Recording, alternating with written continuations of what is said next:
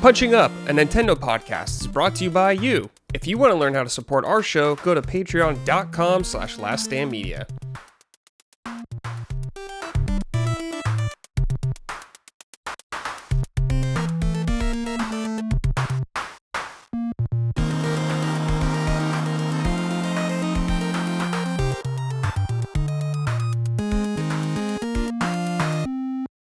Hello everyone, welcome to Punching Up episode 93, Last Stand Media's weekly Nintendo podcast. I'm your host, as always, Brad Elson. Joining me, I have my co-host, Micah Moriarty. Micah, hello!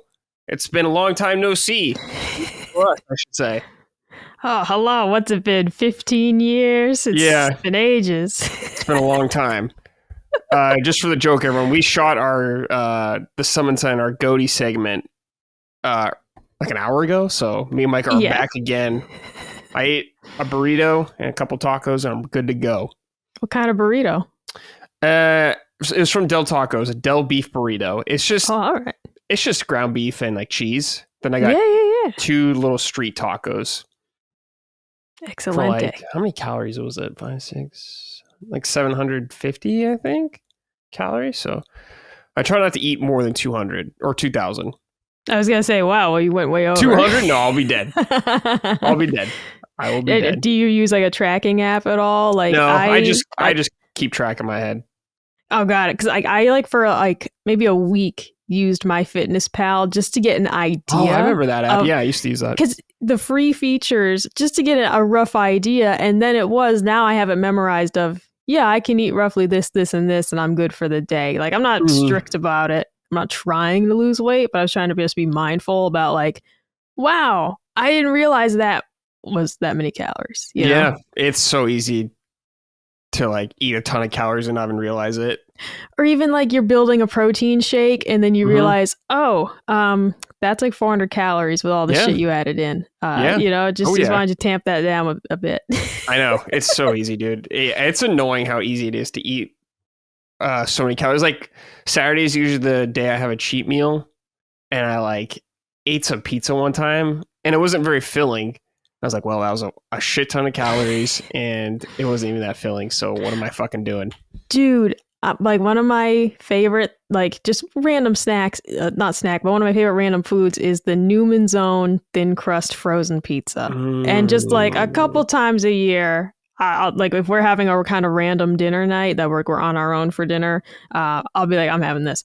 And it wasn't until I started giving a shit and I was like, wow, it's more calories than I thought it was. Yeah. And like you said, not super fillings. It's like thin crust. It's delicious, but it's like, geez, I could eat that whole pizza.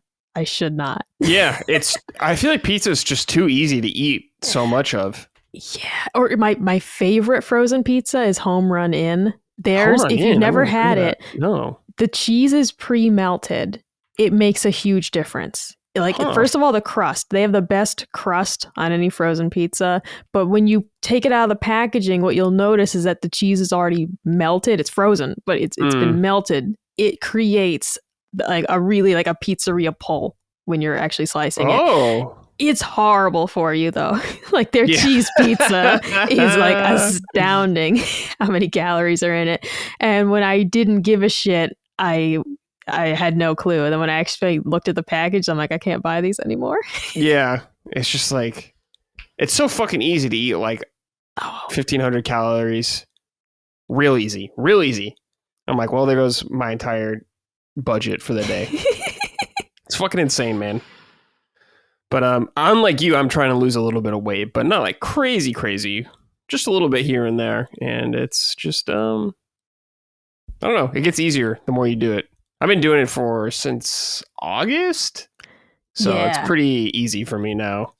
I'll say I'm surprised that I've started to kind of lose my sweet tooth a bit. Like, I'll still want like something sweet, but it's like I'm literally content with like, I'm gonna have a handful of like frosted mini wheats, you know? Yeah. Versus it's just one of those things of like or like yogurt tastes real sweet now. My vanilla yogurt is like exceptionally sweet. Good. You know, like once you start paring that down, it's like kind of resets what you consider to be sweet. I drink my coffee now I put the unsweetened vanilla almond milk and like no extra sugar in it. and I'm happy with it. When previously I was like, give me 2 packets of sugar in that. Yeah. I've just whittled my way down. That's good. I mean, for coffee, for me, I just like it black.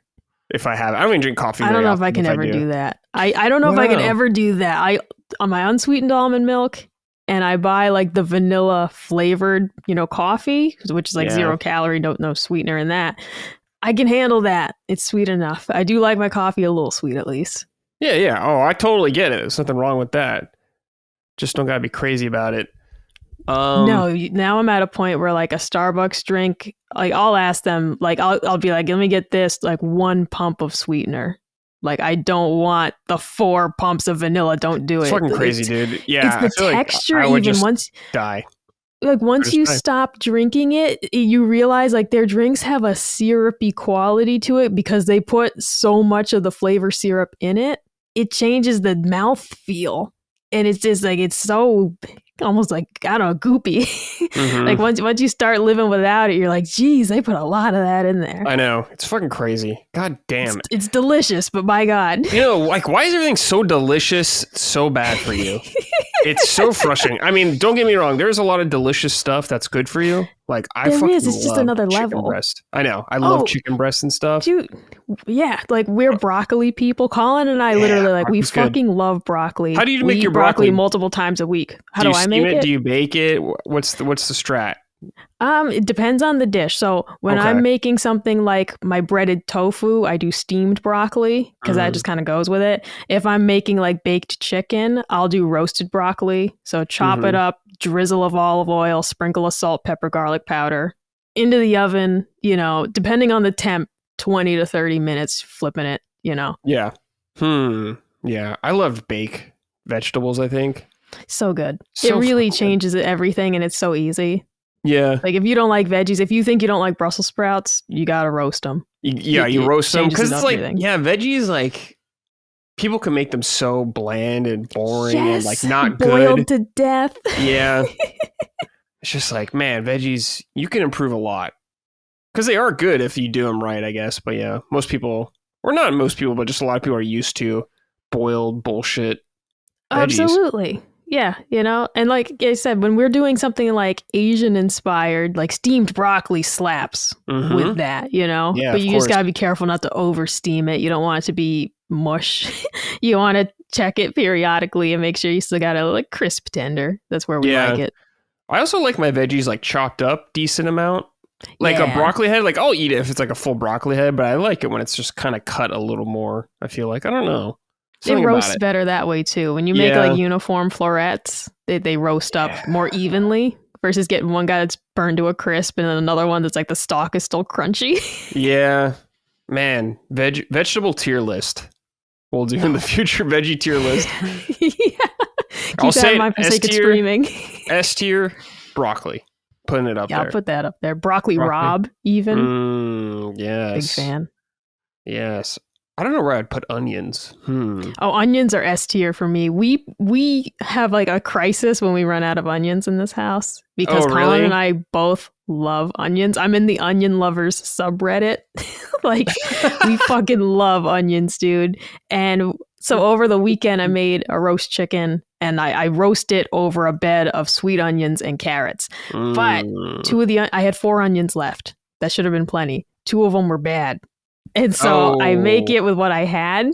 And Colin was like, oh, you made fewer onions than normal. And I was like, 2 of them were rotten. And then literally we got like snow and I couldn't leave the house. And I'm like, what can I make without onions? Like I'm like racking my brain because we put them in everything. When I make taco meat, I put onions in the taco meat. Like it's just like it's in everything I make. Yeah, onions can kind of go with so much. The only thing with onion is I like lighter onions. I don't like when it's like extremely strong onion taste. I mean, I like the taste of onions, but it's just a very powerful vegetable, Like I'm more of a light onion guy. When you get a Dave's Jr. cheeseburger and they put the red onion on it, you'll taste that red onion. I will anyways, the next day. I will brush, floss, Listerine. I swear to God, red onions linger in a different level of your taste buds. Yeah, it's like garlic. For the whole day. Yeah. What's one of my favorites, Micah? are green onions. That to me is like one of the all-time top. I will eat green onions on fucking everything. I wish they were used more in dishes. Just like, you pop some of those little onions on there. Makes it everything better. Like a baked potato or sour cream or green onions on it. Damn, you're in for a good time. Do you like Korean food? Like, yeah. Okay, I've got to send you this really easy recipe. It's basically like Cheater Bob Korean beef bowl. You use ground beef, you make the sauce to go with it, but you put green onions and like sesame seeds on the top if you so desire. The thing is, it's deceptively good for literally a 15-minute dinner. It's for the listeners. I'm just going to search it right now. It's from Damn Delicious, and I believe it's just called the Korean beef bowl. Korean beef bowl. Okay. And the recipe site is Damn Delicious. For anyone listening, this is a Colin meal that I made when we first started dating, and he loved it. And it just became one of our weeknight kind of staples that we could use when we're really busy. And another one that steamed broccoli goes great with this. Oh, hell yeah, dude. Sounds fucking good. God damn. Talking about food. It's so good. Talking about food is so sick and tight. I love it. But at the same time, I hate it because you just get hungry. I had to stop listening to the other night I was playing a game and I was listening to Kate Koska, which is one of my favorite YouTube channels. She's the lady who goes to she goes to warehouse clubs and she shares her shopping trips. Yeah, that's for funny. BJ's and Costco, and she shares what she bought. Anyways, I was listening to it. I was getting so hungry and it was 2 a.m. I had to shut it off. Oh man. Yeah. So food channels like that are so bad. Yeah. I can't watch those. It's all the baking shows and they're making all these fucking delicious treats and stuff. It's just Guy Fieri, Diners, Drive-Ins, and Dives. You want to be starving at 2 a.m? Yeah, it's these food guys. How is Report of the Week not obese? Dude, yeah, what is he doing? Where does he put it all? He's just I wonder how tall he is, or... He does look very tall. I mean, it can be deceiving online. Maybe he's 6'4". He looks really tall. Did you see the meme in the Discord someone made of pointing out that he looks like Lorde, the singer? No. Dude, Maddie speaking of Report of the Week, Maddie brought up his Genshin Impact. Here, I gotta find this picture. It's him with his hair greased down, and he looks like Report of the Week. And I was like, holy shit. I gotta find this. It's for Genshin Impact. Because someone wrote in about it. I'm posting this other picture in the Punching Up staff chat. Oh, hell yeah. Post it. Here, look at this. Let me show you. Look at Maddie here, dude. Report of the Week. I gotta watch this ad first. Oh, god damn it, dude. I know, I don't have YouTube Premium. That's I'm okay. a poor. Oh my god, Maddie!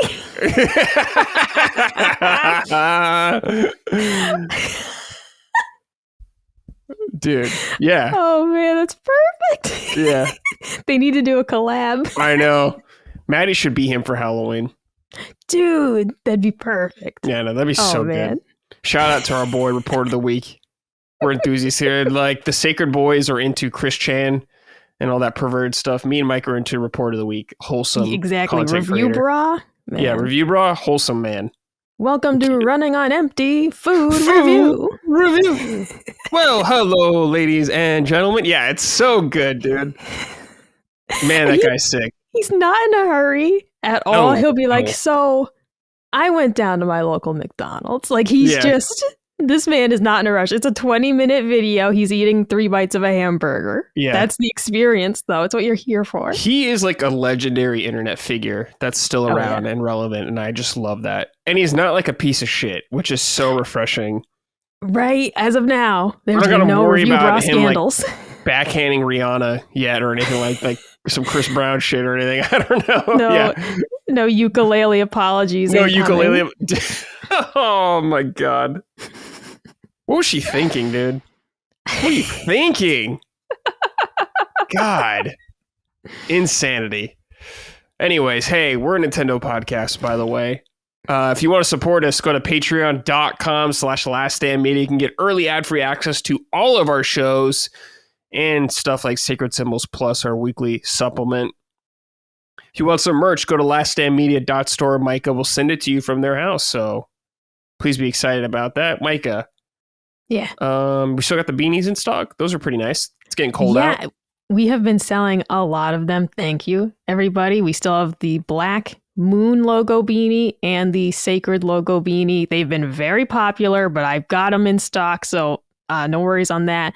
I will say apologies for the delay on some orders from last week. We got snow on Friday. We then got more snow on Monday, and I've kind of just been stuck here. Post office obviously closed on weekends. I've just been kind of stuck here. Today was so cold that the snow from yesterday iced over, and they were advising not to drive anywhere. And I was like, I'm not going to go because they don't salt the roads or do anything to them. Oh, really? Huh. They will salt them sometimes. Like the snow we got on Monday, they did not salt the roads. The town just said like, well, we don't think it'll stick or some shit. So they didn't salt them. Okay. And so then today everything's iced over and they're like, we don't advise travel. I'm like, that's great. Thanks. Do you have to? I'm trapped in my home. Do you put like chains on your tires or anything like that? No, because previously we literally got like 1 inch of snow total, like the year I moved here, right? This is a new development that we're getting more snow. Like year over year, it just keeps increasing. So I have, all season tires because obviously it's mostly hot here. But now it is turning into, geez, am I going to need like studded snow tires or some shit? Yeah. I don't know. It's because we don't get that much snow. Like our big snowstorm was 3 inches of snow. However, when they don't salt or plow the roads, that is a lot. Yeah. So it's not ideal conditions, but I will hopefully be able to leave my house tomorrow. Yeah, it's so crazy. Like I've never lived in a spot where it's like, well, I can't leave my house kind of thing. I'm stuck here. Yeah. Yeah. It's I missed the northern winters, I thought. I still do. I Sure, love you the probably snow. miss it a little bit, yeah. I do miss it. Like actually the first time it snowed last year, I like literally cried. I was standing out in the snow just crying because it was so beautiful. I hadn't seen snow like that in years. But when it comes to the practicality, you're like, God damn it, I just want to drive somewhere and not die. There was literally there were like 140 accidents for the morning commute on Friday with the like 2 inches of snow we got. And the local news is reporting 140 reported accidents just in the early-ish hours of the day. I was like, so what happens when you don't do anything about the snow? It doesn't take much. No, sure doesn't. Well, luckily, you don't have to drive to an office or anything like that. I mean, I know you go to the post office and stuff all the time. Exactly. For work, that's more free form, and the customers are very understanding when it's like your orders. We have everybody gets a guideline of when their order will ship, and we make it somewhat generous. I'm usually like not even close to the deadline, but today with all the snow we've gotten, I'm getting to the deadline. Yeah, that's okay. You don't want to die going out there. I don't. So. Not for this. I don't want to be like woman died going to post office. Let me die doing something cool. Woman died trying to pet a lion, Yeah. Woman died delivering stand down hoodie. Yeah. It's like, it's like, not yet. Imagine being at my funeral and they're like, she died doing what she loved. Yeah. Going to the post office, like. Yeah. Listening to Game Grumps, going to the post office. It's no way to go out. No way for a king like me to go out. All right. It's got to be some epic shit. Tried to ride a hippo or something. Yeah. Oh, fuck. Hippos are scary, man. Holy shit, dude. They are absolutely insane. All right. Let's talk about some news. First thing we got here. Katsuhiro Harada is leaving Bandai Namco after 30 years. So Katsuhiro Harada, Mike, I don't know, Tekken, pretty much. He is the Tekken man. He's been involved with that company for a very long time. You have 100% seen him before, though. He always wears sunglasses. He's a legendary fighting game figure. Don't ask me for shit. He's known for stuff like that. Legendary guy, but he is finally retiring. I don't know if he's retiring from games altogether, but he's retiring from Bandai Namco. In 30 years, though, dude, hell of a run. Hell of a run. Helped make Tekken one of the biggest fighting game franchises ever. And I'm trying to look at his Wikipedia here, and I'm trying to see what he's worked on. Dude, he's worked on so many Tekken games. It's crazy. Yeah. Dude, he worked on Ace Combat Infinity, Project Leader. That's pretty cool. Man, there's so many Tekken games. Holy shit. With like spinoffs and everything included like that. So he's a legendary figure at that company. I'm sad to see him go. He seems like a really cool dude, but I don't know. He was a producer in Tales of Arise. I was looking at that because I see Code Vein, Tales of Arise, one of the Hyperdimension Neptunia games, which I'm not a fan of, but I have played one of those in the past to try it out. Yeah. It looks like he just kind of got his hands in like so many projects. Yeah. At Bandai. I had no idea he was involved with so many things. General producer on Katamari Damacy Reroll. Oh, dude, Summer Lesson. Have you ever played that? No. Oh, Summer Lesson's fucking weird, dude. It's a Isn't VR this like a game. Gooner game? Yeah, where it's like you studying with a tutor and you can look up her skirt and shit. Well, no. I'm not saying that's a bad thing. I don't know if you can go that far. What I distinctly remember, because a friend of mine had this game, there's that one scene where like you're eating food together and like you're supposed to feed her a bite of food. Oh, really? And it's so realistic and awkward. And I hated it. I was just like, I don't want to do this. And she like takes the bite. She's like, it was so weird and strange. It's a really interesting game that I recommend checking out just for the morbid curiosity of it. I'm not saying it's like over the top goonery or anything. It's just strange. Yeah. It's just a strange game. But he made a huge post on X if you want to see his final goodbyes or his like farewell messages and all that kind of stuff. Postscript though, he said, although I'll be leaving the company at the end of 2025, Bandai Namco has asked me to appear. Oh, he's talking about, so he's gonna be at Tekken World Tournament finals and all that kind of stuff, which is cool. But he said for 30 years I kept saying I'll do it someday and never once performed as a DJ at a tournament event. Holy shit, dude, Harada's gonna DJ at that. That's pretty cool, dude. But yeah, very nice thing. He's leaving the company at the end of 2025 with Tekken series reaching its 30th anniversary, an important milestone of the project I've donated or devoted such my life to. I felt this was the most fitting moment to bring one chapter to a close. But yeah, legendary figure. Sad and happy to see him go. I hope he gets to do something else that he enjoys or live out his retirement, whatever. You've earned it, Harada. But thank you for all your work. And he's even been involved with games that Micah likes. So there you go. Absolutely. Look at this. He's a fighting guy. Yeah, he's got quite the resume here. Man, Black Clover too. Wow. Whoa, he did Dark Souls Remastered. He was involved in that as well. Global Marketing General Manager. Holy shit, he wore a lot of hats. Yeah, there's just Digimon Story Cyber Sleuth. Like, there's just so many random titles here. Yeah. I think most people would be pressed to Ni no Kuni 2 Revenant Kingdom. Like, there's so many things here. Naruto game, like, yeah. I feel like almost anyone listening to this would find something on this list, so they're like, oh yeah, I played that, or I'm familiar with that. Yeah. Oh, he's only 55, so yeah. I feel like he wants a different project. Yeah, at this he point might in his go life, to a different perhaps. company then. Maybe he's just tired of Tekken, and I don't blame him. 30 years is a long time. Right?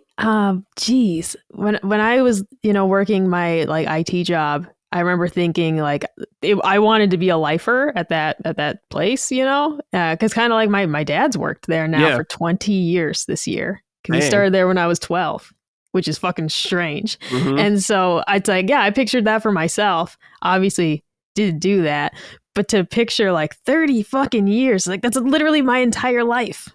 Minus 2 years. Yeah, it's crazy. Sorry, I had the tab open still with Maddie as review bra, and it made me laugh.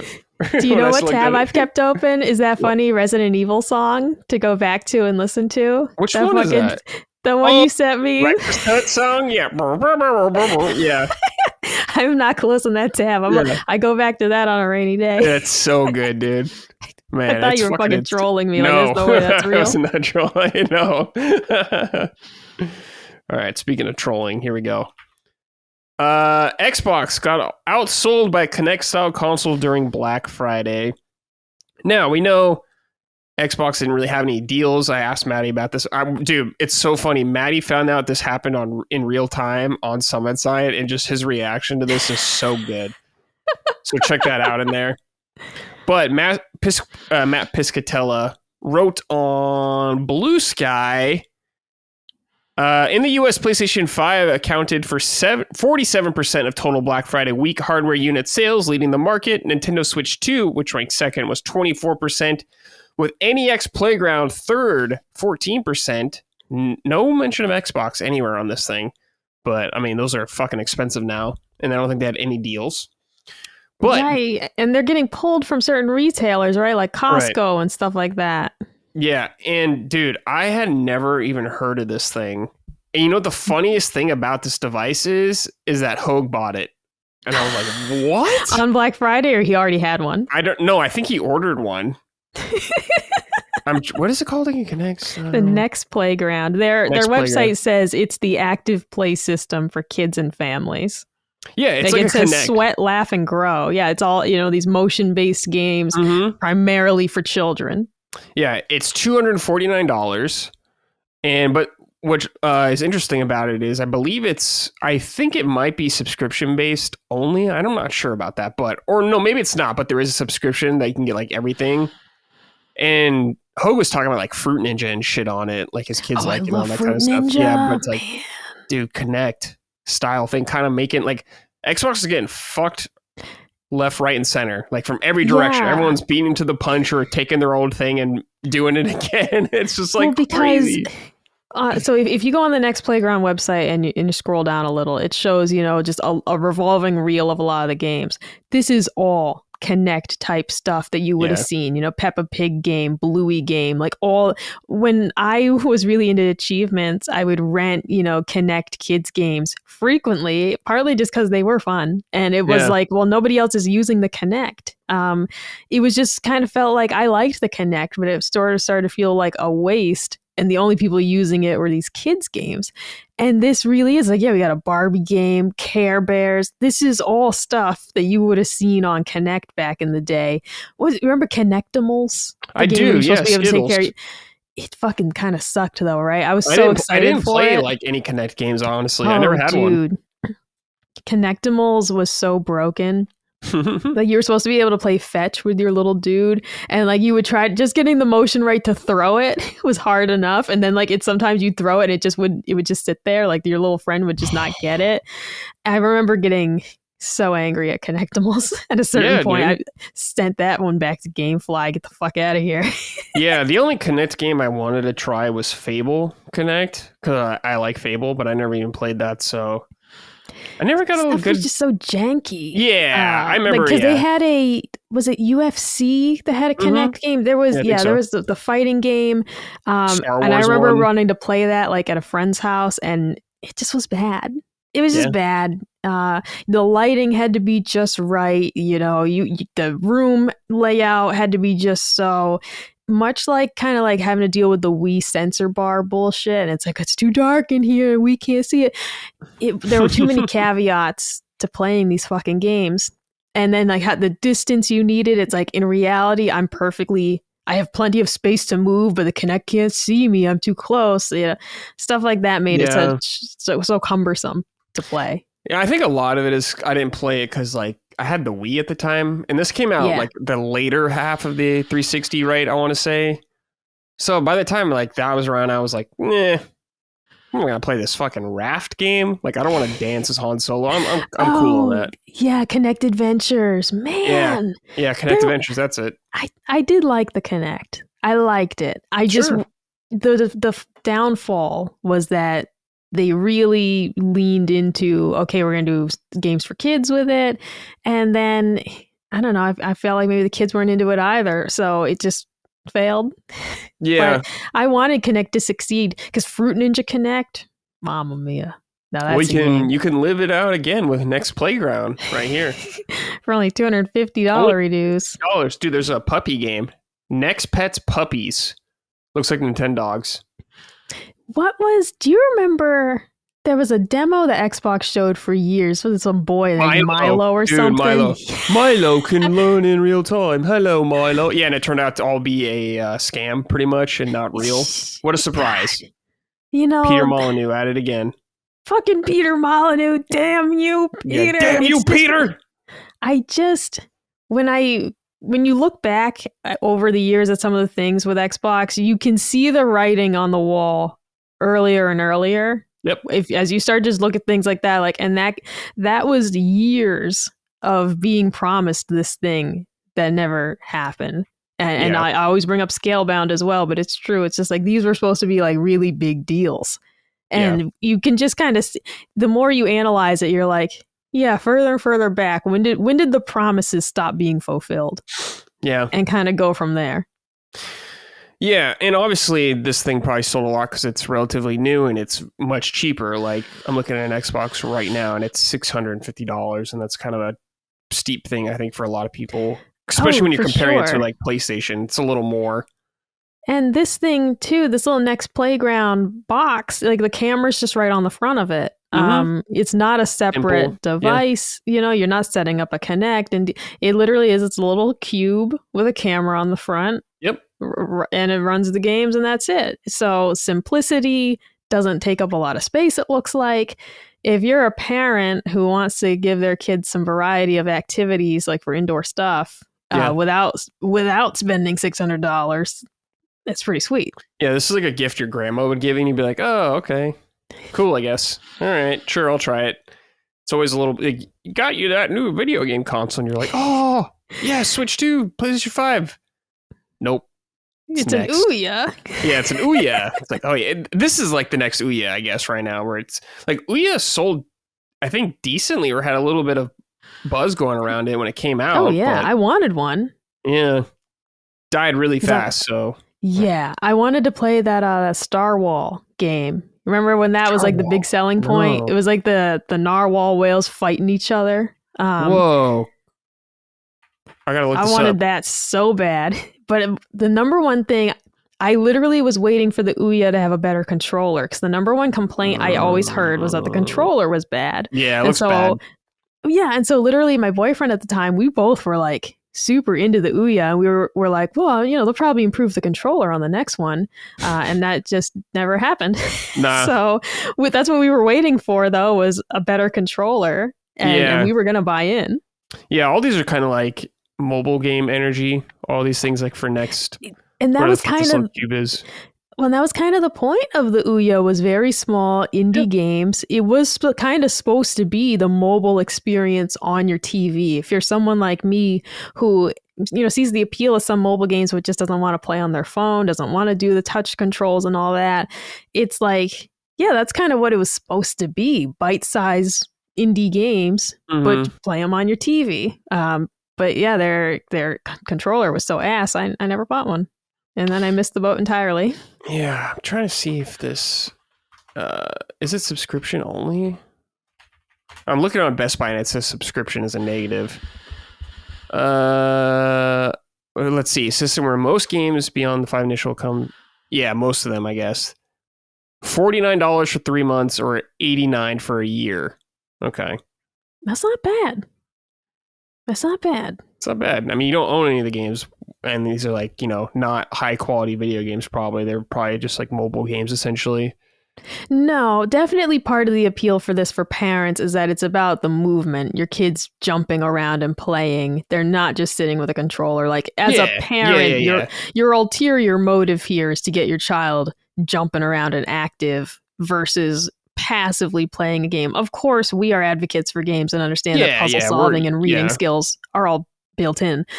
But if you're a parent of a smaller child with a lot of energy, this would be a great way to distract them for probably a longer time, keep them engaged. Sure, yeah. I mean, God bless you all, enjoy that shit.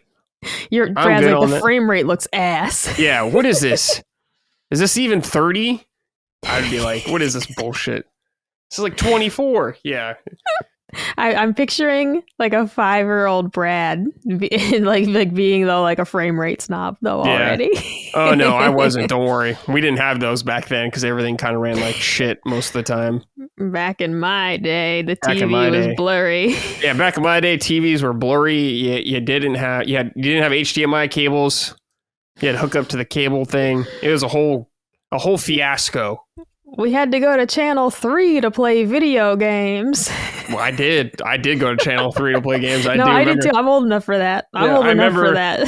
The TV we had in my brother and I's room was like, it had the twisty knob for the channels and stuff like that. And I remember twisting it to 3. That's how old that TV was, dude. Shout out, dude. Played a lot of NES on that thing. Hell yeah. Yeah. Well, anyways, I guess get fucked, Xbox. You're getting owned, I guess, right now. You're behind this thing. Yeah. It's sad. Yeah, it's real sad. I mean, Not for me, because I saw the writing. Like, the writing's been on the wall for a long time, and I accept that. Xbox has always been not my favorite. I got nothing against it, but for you, though, I do feel bad for Xbox people like you who loved it. Is your console 360 is like your favorite? Yeah, and I don't know, just going forward, there were just games that it's like I have to contemplate, am I going to get this for Xbox? Do I want to continue to build my library? Do I want to look at this as like the swan song of my Xbox with some of these games of this is the last one I'm probably going to own, and so these are the last games I'm going to buy for it? Like Lockmort got me pretty interested in that Gothic remake that's coming out next year. Yeah. And so that's something that's like, yeah, I'd play that on Xbox, of course. You know, the choices being Xbox, I think PC or PlayStation. But it is of like, these could be the final games I buy for it. Yeah. You know, it's just one of those. Same with Yakuza Kiwami 3. I like really hemmed and hawed about that. Do I buy it for Switch 2 or buy it for Xbox? And I ended up getting it for Switch 2. Yeah. I mean, it's great to have options. And for you, you're such a handheld gamer for a lot of times. So it makes total sense. We'll see if you get that Portal, though. Might be a good investment. Yeah, you can get. There's a black one now too, if you want white or black. That would actually just help for differentiating them between yours and Colin's. Yeah. Like I ended up getting an AirPods case only because Colin and I both have AirPods, and I don't want to have to constantly be like, "Whose are these?" So I got a case for it. It looks like a little Shiba Inu. It's very cute. Really? That's cool, dude. Hold on, I gotta send you this. I have my AirPod case, dude. I've been meaning to buy one of these like forever. I've seen people with these or like online, but there are. Let me show you this right here. Control V. God damn it! Obey me, computer. Obey. Here we go. Look at that. That's what I would buy. Oh my god, that's so cute! Yeah, how cool is that? It's that's adorable. For listeners, it's a little Korok, or no one can see this anyways. It's a little Korok, like with this backpack, and you put your headphones in that backpack. It looks awesome. So if I pull the trigger on any of them, I'll buy something like that. Well, that's the thing. Originally, I was like, oh, what do they got for like themed ones? And I found a really cute one that looked like a Game Boy. And at first I was going to go with that. That's nice. Then in the related section was this cute little Shiba Inu. And I said, oh, also well, I love dogs, man. Cute dog? Yeah. Cute dog, that's me. Had to get. Cute dog? Bitches love cute dogs. It's got little ears on it, man. Like, yeah, I love cute dogs too. Yeah, Shiba Inus, dude, also amazing looking dog. So hell yeah. Alrighty, let's see here. So just for anyone listening or watching, me and Micah are shooting this the day before the Game Awards. It airs tomorrow. I forgot what day it was again. Wait, is today Tuesday, Micah? It's going to come out on Wednesday, so they're going to hear this on Wednesday. Okay, so they're going to hear this on Wednesday. I keep thinking it's Tuesday or Wednesday. I don't know what's happening anymore. Anyways, yeah, you guys are going to hear this on Wednesday for patrons, and it'll be out for everyone on Thursday, so you probably have already seen this and all that, but the Game Awards have not happened for Micah and I yet, so just giving you full context where we're coming from, but there is going to be, god damn it, the wrong tab, Tomb Raider is going to be shown at the Game Awards. It's been a long time, but the Game Awards X account tweeted out, Lara Croft returns at the Game Awards. As just revealed in our Game Awards vote in Fortnite map portal. What? Tune in Thursday night for a look at the future of one of the gaming's most iconic franchises. Hashtag Tomb Raider, or they tag Tomb Raider. This one you won't want to miss. Now, Micah, do you remember when the Sacred Symbols boys read that alleged leaked Tomb Raider? Totally. Yeah. And they got a cease and desist, I think, from Square Enix or someone like that. Yeah. You're going to see now, I guess, if that survived. That awful, awful script. Will they go in that direction or will they not? I can't wait. Yeah, I can't wait to see what it's like. Micah, what's up with you in Tomb Raider? Do you like Tomb Raider? Have you played any Tomb Raider games? Yeah, I like the recent-ish games. So the that reboot first, ones. Okay. Yeah. I just missed out on the originals. Or as I mentioned on one episode, I was terrified of it when I watched my cousin play it that one time. Yeah, you're a lot younger than me. But yeah, the reboot, I really loved the first one. I liked the second one as well, but the thing about the first one, and you can tell me if this is too spoilery or not, but like I just enjoyed in the first one the theming that it's all about the paranormal and ghosts and like local superstitions. I just loved the fact that the theme was local legends. Is it real? Is it not real? It just hooked my attention because as someone who is often too much of a scaredy cat to play horror games, that was the perfect level of creepy and fun. The story was cool. The gameplay was excellent. Conan O'Brien reacting to all the death animations. Chef's kiss. I loved it. I enjoyed the follow-ups as well. But that first one really leaned into kind of like the creep factor, the local legends, superstitious stuff. And I just absolutely loved that theming specifically. Yeah, that was like the, I think it was like an island off the coast of Japan, maybe, or something like that. Right, and you're looking for, is it Himiko's tomb or whatever it is? Is like that's the whole thing. The tomb that you're raiding, you're looking for it. The legend of Himiko, this queen, and it's all about, you have like one of your guide friends that's with you is giving you the legend kind of along the way, and it was just fantastic. I really enjoyed that kind of marriage of creepy stuff, the action combat gameplay. It wasn't too scary for me, but man, it had that vibe of a perfect like Halloween game. Yeah, that was a good game. I did enjoy that when it came out. I've played all three of them, but definitely the first one had more of an impact. Probably just because it was like the first reboot one. Which one had that weird survival mode? I did not like that. Survival mode? I don't remember. It had a mode where cripes, I just remember it had this weird mode where it was just like, how many days can you survive? And I don't know. I don't think I ever played that part. I didn't like it. Yeah, I don't recall that at all. Tomb Raider game with survival mode. Google's telling me. Google's not helping. Okay, that's fine. Endurance mode. Okay, Rise of the Tomb Raider has endurance mode, which was co-op survival. I never did that. This is not helping me right now, Google. Okay, a co-op friendly. Here it is. A co-op mode focused on staying warm, finding food, and exploring for relics. All right, so that was endurance mode on Rise of the Tomb Raider 2015. And I just remember being like, I do not like this. Yeah. The regular game was fine though. Yeah, it's been a long time since we've had like a mainline Tomb Raider game. I think like Shadow of the Tomb Raider was the last one, which was like 2018 maybe or something like that. Yeah, we had those remakes of the early titles, right? Or remasters. I'm not sure where they fall. Yeah, so it's time, I guess, for Tomb Raider to come back. I'm assuming they're going to reboot it again. Like it's not going to be a continuation of Shadow of the Tomb Raider. I think you can start over again. It's fine. I think you can do that Tomb Raider every like 15 years. No one cares. It's fine. Whatever. But I don't know. Are you looking forward to this? Oh, absolutely. Okay. I will say Tomb Raider, similar to Uncharted, I treat the puzzles like I'll give it 5 minutes. Okay. And if I can't figure out in 5 minutes, I'm going to look up a guide. I'm just going to move on because the combat is what I'm here for. Like the bow and arrow, fucking sick bow and arrow, dude. I love a game with a good bow and arrow, right? Yeah.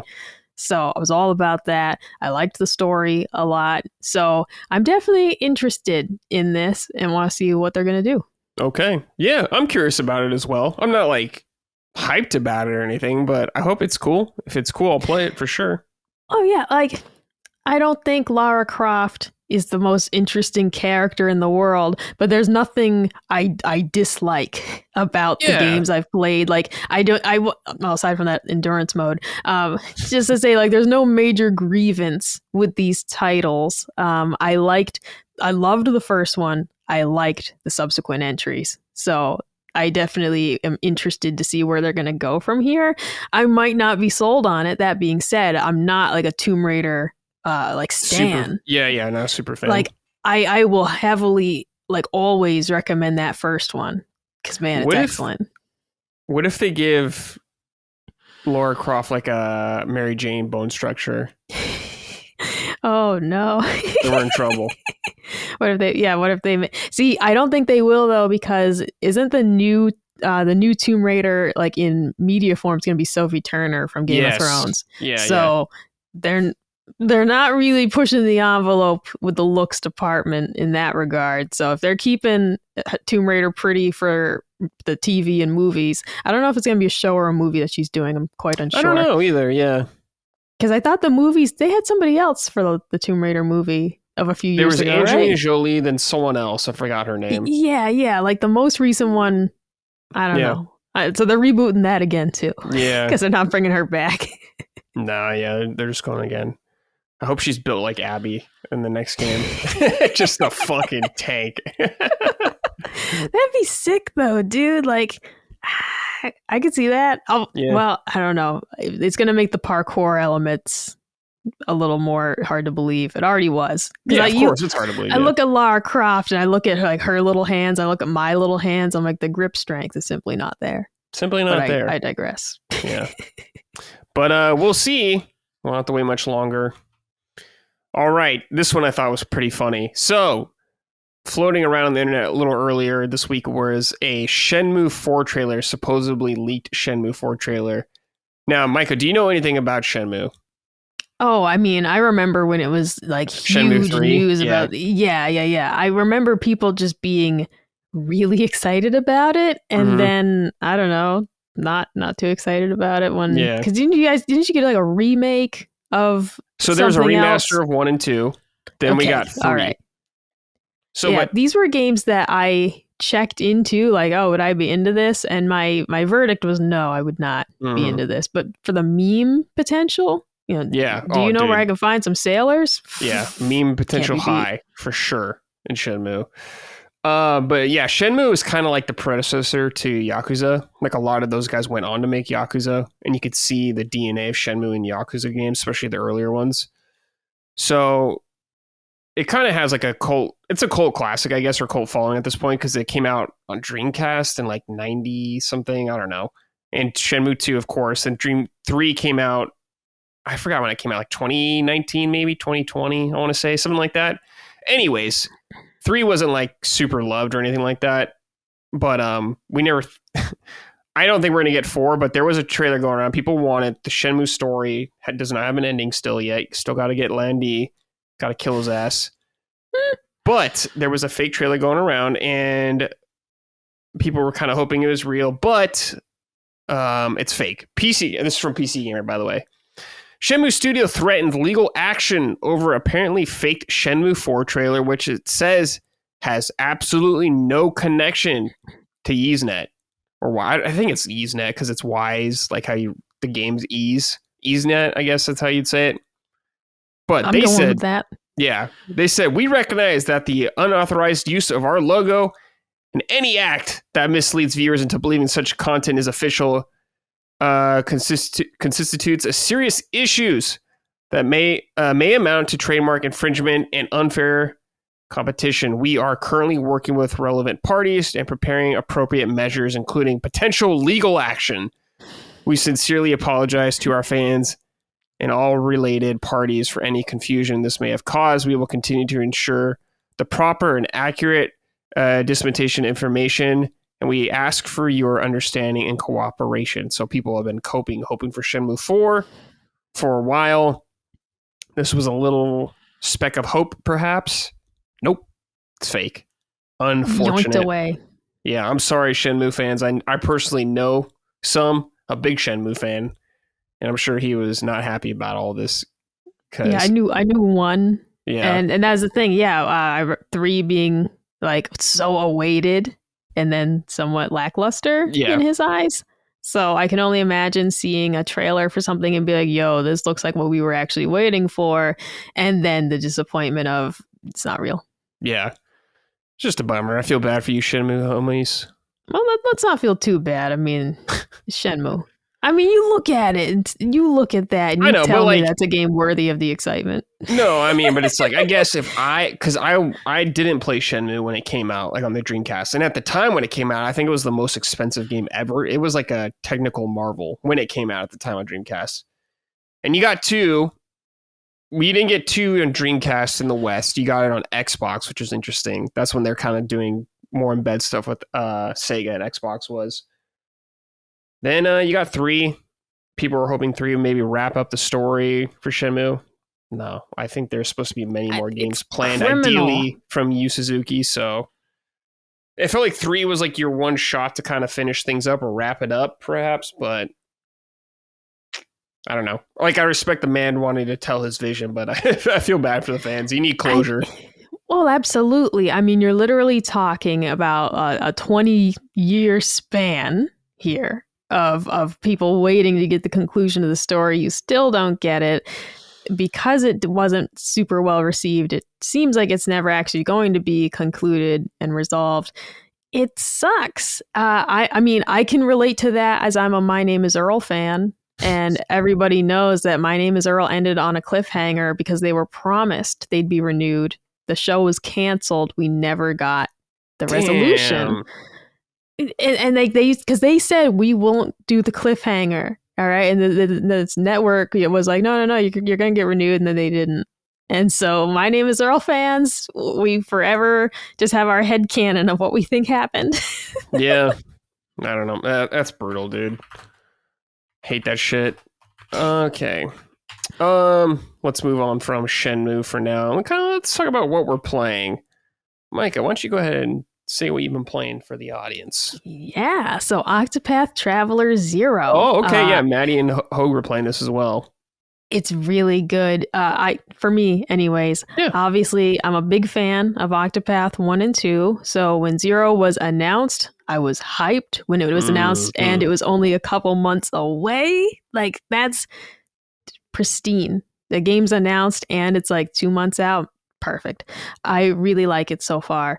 You have your familiar combat. If you enjoy the Octopath 1 and 2 combat, you're going to love this.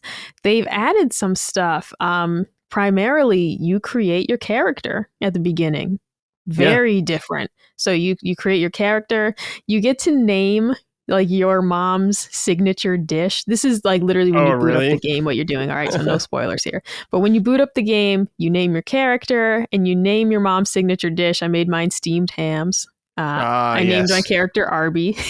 so Arby's got his steamed hams. Oh my God. But so it's quite the departure to be creating your own little character in this world. I'll say that similar, as of right now, it's not an issue, but similar to how I kind of felt about Xenoblade Chronicles X, and it's a little weird to be a silent protagonist in an 80-hour game. This game is supposed to be 100 hours long. That's what the creators, said and somewhat intended. So I will see how I feel about it the more I get into the game. As of right now, the story's really good. You do feel more part of it than Xenoblade Chronicles X. A big problem with that game is a lot of the cutscenes were literally you watching other people talk. You're not in it. You are not in the conversation. You're just literally eavesdropping on a lot of them or just watching. And I really felt like my character was not part of the game. That is not the case here. You are a silent protagonist, but more in the Zelda style of like, well, they're talking to you at least. And your guy just doesn't have visible words on screen, but they'll be like, excellent, yes, go do that. So you're responding to them in the world at least. So as of now, I don't feel that disconnect that I felt with X, which I feel really hampered the experience for me as part of why I didn't go back to it. There's a town building element here, which so far is quite fun. You gather resources while you're out and about, you're walking from one destination to the next, you see some stuff on the ground, pick it up. You'll use it later for your town. You invite people to your town. They have different benefits. So maybe one guy has stone. Maybe one guy has health healing materials that he'll give you periodically. The goal is to continue to build out your town, invite new people to it. I'm quite early into the game, but I'm already loving that aspect. It's just quite satisfying to invite people to your town, or you'll see they have certain requirements. You have to impress them first to invite them to the town. And you can see what they're going to what their benefit will be before you invite them. So it's just tempting. So you're like, man, that guy's going to give us lumber. Like, I want that guy in my town, you know? Yeah, hell yeah. So I'm liking it quite a bit so far. The story, very emotional right away, which just hooked me immediately. You know, is it the best written in the world or the best voice acted? No, but it's got heart. It's well done. Environments are gorgeous. You know how I feel about pixel art. Just I'm taking screenshots constantly because it'll just be like a really pretty scene. And I was showing some of the screenshots to Colin. So I'm like, just look at this. Like, it's just a beautiful game. So I'm enjoying it a lot. Combat, again, very familiar. You have all your attacks and abilities, and kind of like Bravely Default-ish in that you build up these points, and then you can spend your points, you know, however you see fit to boost your attack in battle. So let's say, I think the maximum build up is 5. So you can wait 5 turns, bank them all up, and do like a super mega heavy attack. And then the next turn, you don't get anything. Following turn, you get 1 point. You keep building them up. Right. I tend to spend the points frequently. So like I get a point, they're burning a hole in my pocket. You can just kill guys kind of fast sometimes, just like regular mobs. Just go use all your BP right away. And the other neat thing, a variety of weapon types, and enemies are weak to different weapons. So like right now, I have a guy who has a sword and a spear, and then my second party member has a dagger and an axe. And so when you attack, every enemy has this little lineup of boxes. And so like you attack, if they're weak to the dagger, it'll show up in that box. The next time you fight that enemy type, it'll pop up so you're aware already of their weaknesses. It's just little things like that, and it's not so strict in the sense of just bopping around the world and killing enemies. It's not so strict that you won't do any damage if it's the wrong weapon type. You know, you do more damage with what they're weak to, but it's not like some games where it's like you're just doing chip damage if you don't have the right weapon. It's not like that. And then you'll be able to next time get into the swing of battle faster because you're not testing your weapons against them to see what they're weak to. You already know, and you can just switch to the right stuff. And elemental shit too. It's just a ton of fun already, and I can't wait to play more of it. Yeah. My favorite part, or the most interesting part for me, sounds like the town building stuff. Yeah. I've played like 30 hours of the first Octopath game, and I didn't love it at the time. Primarily because of the story and how it all connected. I wasn't a big fan of that. But I heard 2 is better. Has that issue. Yeah, I heard 2 remedies that quite a bit, and here as well. It sounds like to an extent here. But how's the town building stuff? Are you finding yourself kind of addicted getting those upgrades and all that? Yeah, it's so as of right now, I can't do a lot of it yet, just because it seems, anyways. Let me just say, it seems like the game wants you to kind of alternate between doing some story missions and coming back to this. Oh, okay. And I say that just because the stuff you forage needs time to come back in the world. So you can't like go a screen, come back, and it like all popped back in. It's not one of those games. So it does take time for the resources to replenish. Those are real words. Let me use some actual words here. And so as of right now, I'm not able to just be like, let me build 10 houses. But I am, as I go around the world collecting my stuff, I was quite excited to be like, oh, hey, I finally have enough stone. Let me go back, build a house real quick, put a guy in it. So I'm definitely getting into that set portion of it. I'm kind of liking the cadence of let me gather a bunch of resources, see what I've got, and go back. Fast travel unlocks very quickly, so I can just pop back over to my town, build some stuff, go back to what I was doing. Because of that quick back and forth with the fast travel is nothing to just go back, check what you need, or see if you got enough stuff. Right. So like it's definitely there. I feel the tingles of this is going to be a bustling town by the time I'm done with it. Cool. This was Octopath Zero was originally a mobile game. They kind of tweaked it to be a full release for games for like consoles and PC and all that kind of stuff. Do you notice a lot of the mobile I guess, tethers still attached to the game, or they've kind of addressed most of that? I don't, honestly. Like, I never played it on mobile, so I'm completely unfamiliar with it. There's nothing to me yet that I've said that's weird on a console game. Like, nothing's jumped out at me as being something's odd about the control scheme or anything like that. Like, there's nothing that seems weird or not fleshed out, for example. As of right now, this just feels like a great successor to the other Octopath games that I've already played on console. Okay, cool. Well, I'm glad you're enjoying it. Very nice. And I'll mention too the structure right now. So once the game opens up after the prologue, what you see on the map is your somewhat traditional Octopath. It'll say like there's multiple different start points, and like each one says chapter 1. So Octopath Traveler 1 was very rigid in its structure. You had your 8 characters and they each had 4 chapters. And the chapters were very formulaic. Like they really were, each one was like traverse the world, dungeon, boss fight, rinse and repeat. Yeah. I liked it a lot, but it did get stale, just the kind of the whole, what's it called, gameplay loop. Yeah. In Octopath 2, they did make it much more variety. So in Octopath 2, not only do characters have different numbers of chapters, some of the chapters are extremely short, and you're like, oh wow, that's over. Some of the chapters are longer. They don't do the rinse and repeat of like explore a field, explore a dungeon, boss fight. They really added a lot more variety to 2. And the biggest complaint I heard a lot of people had for 1 is that the characters in your party don't feel like they're friends. They just feel like a clump of people. Yeah. That's true. Octopath 2 did try to foster more friendship, but it is just inherently difficult when the idea is that you can pick up these people in any order. How do you make a cohesive story when you could go to any one of them at a time? I don't know how to answer that question. And so they tried to add interstitial like moments after you have like the whole gang assembled type thing, but it still felt a bit forced. As of right now in this game, I got 1 party member, and let me just say, like, we're thick as thieves.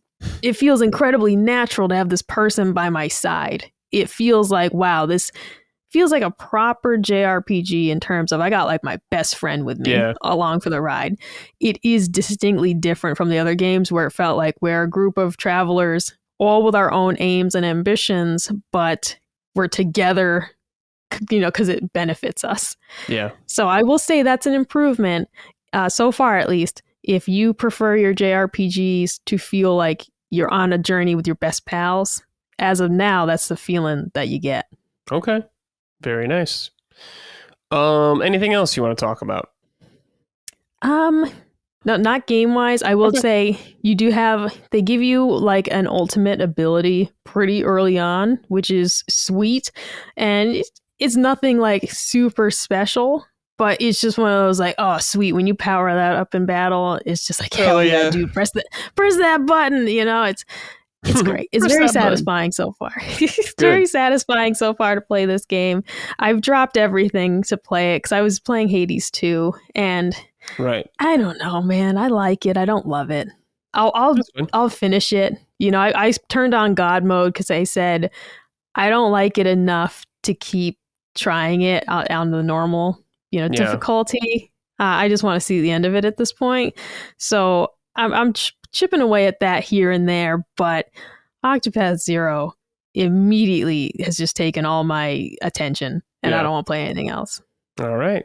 Very nice. For me, the only thing I've been playing is Metroid. I haven't gotten to play a whole lot. I didn't even get to play at all yesterday, so I was bummed out. But tonight, I will play. But we have some write-ins about Metroid, so I'll kind of read through these and answer them. Then I'll talk a little more about the game. You gotta read them all in the nerd voice, because that's what Metroid fans sound like. No. Metroid Prime is finally in our hands. No, I'm just kidding. Metroid Prime 4 is finally in our hands. 17 years since Prime 3. 8 years since it was announced. 2 development cycles later, and the fan base goes mixed. The loudest critiques of the games currently belong to Skill Up, uninteresting upgrades and abilities, bland characters that actively detract from the game, and significant backtracking. As a fan of earlier Prime entries, willing to take a chance on the game, it still feels half-baked, especially when faced with the disconnected biomes haphazardly plopped in an open world as barren as Hyrule Field in 1998.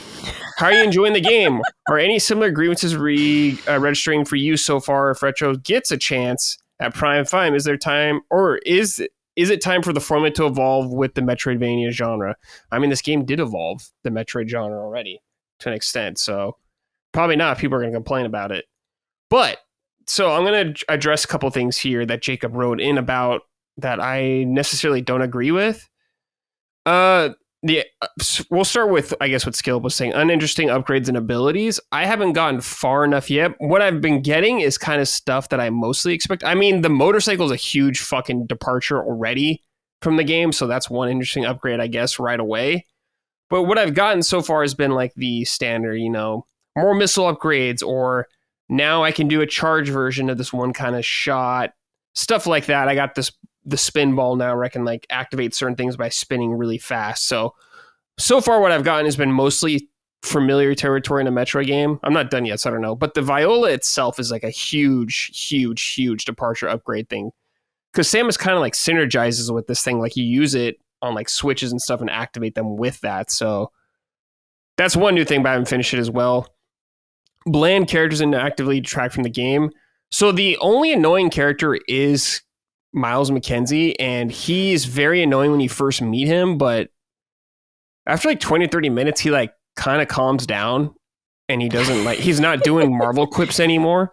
He is like a nerdy science guy, but he's not saying like Marvel shit anymore, and you don't have to interact with him that much throughout the game. Like I've gone hours without even hearing a word from him. So I personally think all that shit is way overblown and over dramatic for what people are complaining about here. Like the fact detracting from the game, I've met several NPCs and I don't think they detract from the game at all. Like I don't understand where this is really coming from. I know there are portion of Metroid fans that hate fucking talking, period, in a Metroid game or anything like that, and I'm not one of those. I think it's fine if characters talk. It doesn't have to be a mute game for the entire time, especially when you want it to evolve and appear or appeal to more people. I don't think they've been annoying at all. I don't know what the fucking big deal is right now with the game, so I don't really understand that in terms of complaint. As a fan of earlier Prime game, she's willing to take a chance on the game. It feels half-baked. I don't think the game feels half-baked at all. I don't know where you're getting this perception for where the game feels half-baked. I really don't understand that. The open world, so, okay, this biomes haphazardly placed in open world. I feel like Metroid games, like the connection between zones and Metroid games were like an elevator, usually. Or you just walk and they just kind of connect. Like, I don't think it was like super believable all the time when they connect in other Metroid games either, so I don't really understand what the problem is. I think it's kind of cool actually being out on the world. Like you're on the surface of this planet, you're actually exploring the planet. Like you never get to do that in Metroid games. And I can see locations like far away from me, which I think is kind of cool. I'm like, oh, that's that part of the planet. This is this part of the planet. It's something different, and I really appreciate that. I'm not saying it's like the greatest thing ever or that every Metroid game needs to do this. I don't think that's necessarily the case, but I just don't see what the big fucking deal with that is. Like, is it really bother you if you could see a tree you've been to off in the distance when you're on the desert? Like, what's the problem with that? It's fine. And the desert area, this is what they're kind of talking about, the open world. There is some you can do out there. I cannot do everything out there. There's been stuff I've run into where I just don't have the abilities to deal with it, which I think is totally fine. That is a Metroid game. You run into stuff you can't do stuff with yet. You come back later. Totally fine. There are these like, my only kind of like complaint, I guess, so far, or like the main one is there are like shrines, I guess, Micah, from Zelda games, but there are very, very few of them. And they're very short. And they don't seem to have like a whole lot going on in them. Maybe like one small puzzle, one small obstacle. And it's like, they're not as fleshed out as like the Donkey Kong ones. You remember like how Donkey Kong had shrine challenge, things like that? Yes. Those are more interesting. They're not super interesting here, and I don't think every Nintendo game needs to have stuff like this. So I hope not every, like, they don't feel like every game going forward needs to have like a fucking shrine equivalent, because they don't, in my opinion. But I don't think What's it's like the reward for doing those. You can get good Metroid? stuff. Like I did get it. So the first like charge beam you get aside from your normal one is like a fire one that shoots fire stuff. What I got from it was an award or like a reward where I can now do a charge shot of that. So I was like, oh, that's kind of sick, actually. Like, I'm glad I did. This is an actual good reward. And there's like the basic stuff like missile upgrades or more elemental ammo for like the fire thing. So I've only done like a couple of them. So far it's like been not a big deal. The only like one annoying thing about the open world, I guess, is so there's this green crystal that you break throughout the world to collect, and you like deposit it somewhere. There's tons of the green shit. So I'm constantly breaking into it when I'm riding my motorcycle. What's cool about this though is once you break it, it's done. You don't have to do it anymore. So I'm just casually going through there collecting this kind of stuff. It doesn't feel like super immersive or good where I'm like, wow, I'm really glad they added this. To me, it's kind of throwaway. But it, like, I don't know. It's not, I don't think it's very offensive, honestly, from what I've been playing. Especially because like the main content, like the areas you're going into, I think are really cool, really rad locations with a lot of fun exploration and stuff like that. So I'm like, dude, this is sick. It looks really good. It sounds really good. The music's really cool. So far, I think the game's a lot better than some people are getting credit. Obviously, I think it did pretty well review-wise. Yeah, it has an 80. User score right now is an 85. So yeah, to me, it's like feeling like an 85 right now as well. So I'm pretty darn happy with the game right now. And I know a lot of people are like fucking whining about this game and acting like it's the end of the world. It's just like, I don't think it's that bad yet. I don't see it. I haven't finished the game. Maybe by the end I'll feel like that, but right now I certainly don't. I feel like, obviously not playing it, I feel like this game is a victim to how long people have waited for it. Yeah. And unfortunately, it's going to be extremely hard to live up to 8 years of waiting, period. It could be a flawless game, and I feel like if it still wouldn't live up to it for some people, for the Metroid super fan who like this is their favorite series, it's just one of those things of like the disappointment over these last couple of years of the delays and all that shit. It would have to be flawless to live up to, for some people, the hype they built up. And it just kind of feels like maybe some of that nitpicking we're seeing is like, well, this game is a victim of how long it took to produce. Yeah, maybe. I guess just with my perspective is like, we knew this game got rebooted during development and like Retro took over it. So I'm like, well, didn't take them really that long, like 4 or 5 years, I guess. No, but then you're almost raising your expectations to be like, okay, they're starting from scratch because they weren't there's all right, so we're starting over. Yeah. So it's gonna be even better than what they started with. If you're someone who is susceptible to just getting maybe a little overhyped for things, you know. Like, I really try and tamp down my expectations because I hate to be disappointed. Sure. So yeah. I really try to keep that shit in check, except for there are some titles where I simply will have unbridled enthusiasm. Anything Kingdom Come Deliverance, fucking whatever they announce next, I'm going to be like, that's a 10 out of 10 right off the bat. So I think maybe we all have our series that are like that we would expect perfection and demand no less. I understand this because like, I'm a Zelda fan and I understand there's like a divide often in Zelda and like people liking certain things and not liking certain things. They're so different at this point. There's so many different Zelda games and there's our fans, super fans for each iteration. Each type and stuff like this. So like I found my favorite within the Zeldas I've played. Like I really love Link's Awakening and Echoes of Wisdom. Like those have been the ones I've jived with the most. Everybody kind of falls into which one they like the best. I guess I'm just more open to series evolving and trying new things. Like I've played fucking 3 Metroid Prime games already. So it's like, I'm fine with them trying something new, you know?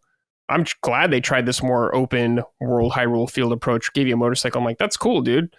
I don't know if it's all going to pay off in the end, but I want them to keep trying this stuff. I don't want just fucking normal Metroid Prime 1 again. I'm fine with that. So I guess just a lot of stuff that bothers people in this game doesn't bother me at all. And I'm a longtime Metroid fan. I've been playing Metroid since the fucking like early 90s. So I've been through it all with you guys and I understand, but I just want to see what the big fucking deal is about a lot of this so far. But not to say that any of you are wrong for having any of these opinions and stuff like that. That's totally cool. I just don't agree with you guys right now. Maybe down the line I will. Like, so, okay. Let me word it this way. For the Castlevania fans who haven't gotten a new Castlevania in a while, there are the, games inspired by it, like games very clearly inspired by it that people love and highly regard. What is that for Metroid? Or is there one? Of like, is there a specific like I can't remember what it's called. There's these like very Castlevania-esque games that Colin loves, and he's like, I'm surprised they didn't get sued for this because they're like so these like inspired by it. Metroidvanias or like But was it? Are you talking about Vampire Survivors? No, I'm like a more like a traditional Castlevania-esque game that is just like extremely inspired by it, and he loves those games. But I'm just like, is there something like that for Metroid where there's like a fake Samus and no, there's no like I mean there's like a million Metroidvanias out there which are all just based off Metroid games. So I don't really know like a sci-fi thing with Metroid like feeling. I'm not really sure. I wonder if that's part of it too. Is like because I watch Colin play some of these games that are like very Castlevania-esque, and it's like you still want an official one, but it scratches that itch. Yeah. And if you aren't getting like anything that's like just like this, like just like having Samus rolling around in a ball and shit, I can understand being even more excited for the Metroid games when like that's all you getting. Metroid is Metroid, and there's nothing. Even in the space, Metroid has its own feeling, I suppose. That helps it stand apart from the others. Oh, it's that blood-stained ritual of the night. I mean... Yeah, Colin, like, loves that shit. It's, like, so clearly inspired by it, to the point that you're like, yeah, geez, they're letting you make these? And so that's why I'm kind of thinking, like, is there something like that for Metroid? A very obvious... I can't think of off the top of my head. I don't want to use the word rip-off. I don't mean that. Yeah, there is. I just can't really think anything off the top of my head. Counterfeit. So for 3D games, not really either for Prime games. So, yeah. I don't know. Let's see here. Iron Man 44 wrote in, or Iron Lion, not Iron Man. Hello, punchers. The negativity around Metroid Prime 4 is beyond annoying me, and I have to know if you guys feel the same way. It is a very good game, and it is alone and isolating for 90% of the game. The negativity, farmers are stealing away any excitement for the game that people who have been on the outside of Metroid may have had. I feel like it spawned new negativity grifters I had never heard of before out of nowhere. I think because it's Nintendo's mature franchise that it may have lots of PlayStation, PC, and Xbox people on the outside looking in with interest and realizing there's some cringy dialogue. It totally turns them off immediately, especially because of how much that is a meme today. I skipped Prime 2 and 3 just because gaming wasn't really a focus of mine at the time those came out, but I loved Prime so much as a kid. I was the kid on the playground claiming it was better than Halo. I didn't own an Xbox, so of course I said that. Anyways, I just got to the motorcycle desert section and I was so energized from the Volt Forge. That's the location. I do not see that it's empty, but it's freaking cool, man. You're Samus on a motorcycle. What more could you ask for? I think the desert and surrounding vistas look incredible too. It's just a means to get from one area to the next, which I think is cool too. Long riding, I know, but it was a long wait to get here as well. Can we just enjoy things, please? Have a nice week and much love to Gene. I mean, the thing that people demoed of the game is like the early parts of the game, I'm assuming, with Miles. And I could understand the worry. Personally, like me and Gene were saying, even when everyone was freaking about this, that we thought it would just be kind of a part of the game and not a big deal. So far, I've been right about that, or we've both been right. But like, I understand people are ready to get upset about everything, and that's totally fine. It's your right. If you don't like something, you don't like something, it's fine. But I just think personally it's overblown. As someone who's not on any side in this thing, I don't give a fuck about any of that stuff. It just matters if the game's cool to me or not. And I just don't see a lot of the complaints. I just don't get it quite yet. So, but I don't know. I'm not telling you guys what to like. But that's just where I stand. Oh, no, just admitting that it's overblown. Because you can absolutely say, yeah, I get why people saw the Miles stuff and said, oh no, are they making the game silly? Mm-hmm. But once that fear is allayed and you're like, oh, they're not, well, that's it. And if he's not a major component in it and they're not turning the game into some silly fest, then what's the big deal? Yeah. All right. Let's move on to our next story really quick here. This one's just for me. Final Fantasy VII Remake Part 3 name is coming soon, Micah. So I'm going to read this. This tweet is from Genki JPN on Twitter, but he got the story from a YouTube channel. They put out a podcast. The channel's Julian. I don't know how you say this guy's last name. Chieze, but it has like that little thing on it. Chieze. I don't know. It's probably French because it's the French developer from Expedition 33 and Hamaguchi, the director of Rebirth and all that stuff, and they're talking together. But during this interview or whatever, this podcast thing, they're talking, Naoki Hamaguchi says that him and Tetsuya Nomura have narrowed down the title of FF7 Remake Part 3 to 2 options and will be decided on which one by the end of this year. And this is the quote, me and Tetsuya Nomura have already narrowed it down to 2 within the next year, or within the year we will decide on which one. Within this year, it will be set. So this year, they're going to say it. So for people like me who are hoping for some sort of tease at the Game Awards, this could be our chance because I think this was recorded. Someone said earlier, like last month or the year before, or the month before that, this whole interview thing going on. So Game Awards is a prime time just to give us the name. I still think the game's coming out in 2027 just for the 30th anniversary of Final Fantasy VII. Whew. That makes me feel old. Holy shit. But this is good news nonetheless. Square Enix has been cooking on these games, getting them out at a good speed compared to how they usually have been for years with games. Kingdom Hearts, where I'm just waiting for a decade for a game. So it feels like I'm going to get all 3 of these Final Fantasy VII Remake parts before I get Kingdom Hearts 4, which is crazy, but that's just the way it goes, I guess. But I'm stoked for this, Mike. I know you don't give a shit. You'll watch Call and play it. I will. I give a shit for my friends, right? Your Final Fantasy 7 3 Afterbirth's coming out. It's gonna you guys are gonna be so hyped about it. Oh my god, you guys are gonna be so hyped. Flip out, Micah. It's gonna be fucking sick. Can't wait to see all the Chad Lee cosplays running around. And yes. I've actually seen Chad Lee cosplays.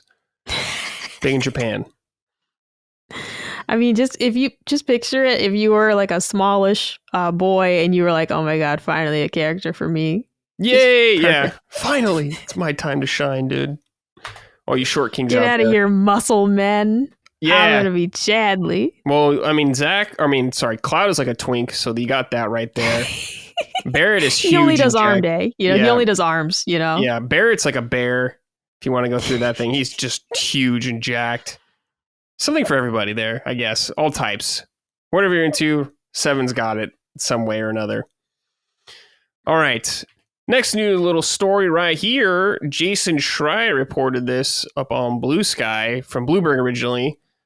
But it says Perfect Dark. Oh, I'm sorry. This is what Jason wrote on Blue Sky. Earlier this year, I broke news that Take-Two was close to rescuing Xbox's Perfect Dark, but the deal fell through. Now, a new development, Take-Two has hired Perfect Dark studio head Daryl Gallagher and director Brian Horton to start a brand new studio within 2K, which is very interesting. So whatever 2K saw in Perfect Dark, they wanted a piece of it. They almost revived it, but they liked these 2 guys right here, Daryl and Brian, to make a new studio. I have no idea what it's going to be. I think Brian worked at Insomniac for a while. Then he moved over here. But a new studio from them. We don't know what it's going to be. Of course, it's still way too early. So it's hard to get excited about any of this. But I guess, I don't know. A brand new studio from Take-Two is in the pipeline. So who knows what it'll be. Cool to me. I wonder if it'll be a first-person game like Perfect Dark. But hard to say. Micah, I know. Do you have any thoughts on this? It's hard to speculate, I know. No, it is. And I mean, I think the one thing I'll say just in terms of, getting excited if you're a Perfect Dark fan, it's just one of those things of when it comes to the creative and talent and like the leads on these projects, it can be hard to truly know the contributions of everyone on something and like which names you should be like fucking hyped about of like, oh shit, this guy's starting a new studio. It's like you get burned sometimes, right? Mm-hmm. The fucking Mind's Eye guy, and everyone's like, "Oh shit, he's making his own game," and I'm not trying to hate on it or anything, but it maybe turned out that was not great. Yeah. So I'm not saying that about these gentlemen. I'm not. Just in terms of though what you can speculate and get hyped about, I just wouldn't. I would say wait and see for a product, wait and see for a trailer, an announcement, etc. But names alone don't excite me purely because I'm not enough in the industry to say, oh, that guy is a wizard and he's going to make this. It's like, I got to wait and see what you're doing. Like, it's not like these guys are Kojima or something like that. Exactly. Like, oh shit, Kojima's doing something. Or, you know, like we've discussed with Blood of the Dawnwalker, and, you know, these are devs from Witcher, right? And I'm like, okay, all right, you got my attention alone with that. I still need to see the product to be truly impressed. But you have my attention with just that, right? Yeah. So there's nothing wrong with that. There's nothing wrong with saying, oh, that's pretty cool. I wonder what they'll make. But please don't get on the hype train right away. Yeah, there's nothing to get excited about right here. There's a new studio. That's it. We just don't know. We just don't know yet. Yeah. And it just seems to happen sometimes that you'll see like dynamic duo from this old studio team up, and it's like release a wet fart 6 years later. I'm sorry. It happens sometimes. You know? It does. Yeah, it can happen. But yeah, we probably won't see anything from them for years. Anything substantial, I mean. Maybe you'll get an idea of what their game is, but you won't see it in action for a while. It's going to be just a reskinned Perfect Dark. Yeah, Dark Perfect. Darker Perfect, yeah. All right. Next thing right here we got is Warner Brothers. Warner Brothers is going through a lot right now. So there's been a lot of developments going on here. Netflix, this happened, I think, was it earlier this week or last week? This is the 5th, so like 4 days ago. Perhaps. Netflix said Netflix was set to acquire Warner Brothers following the separation of Discovery Global for a total enterprise value of $82.7 billion, equity value of $72 billion. So Netflix put out a whole bunch of statements saying like when they're taking over and their plans like that.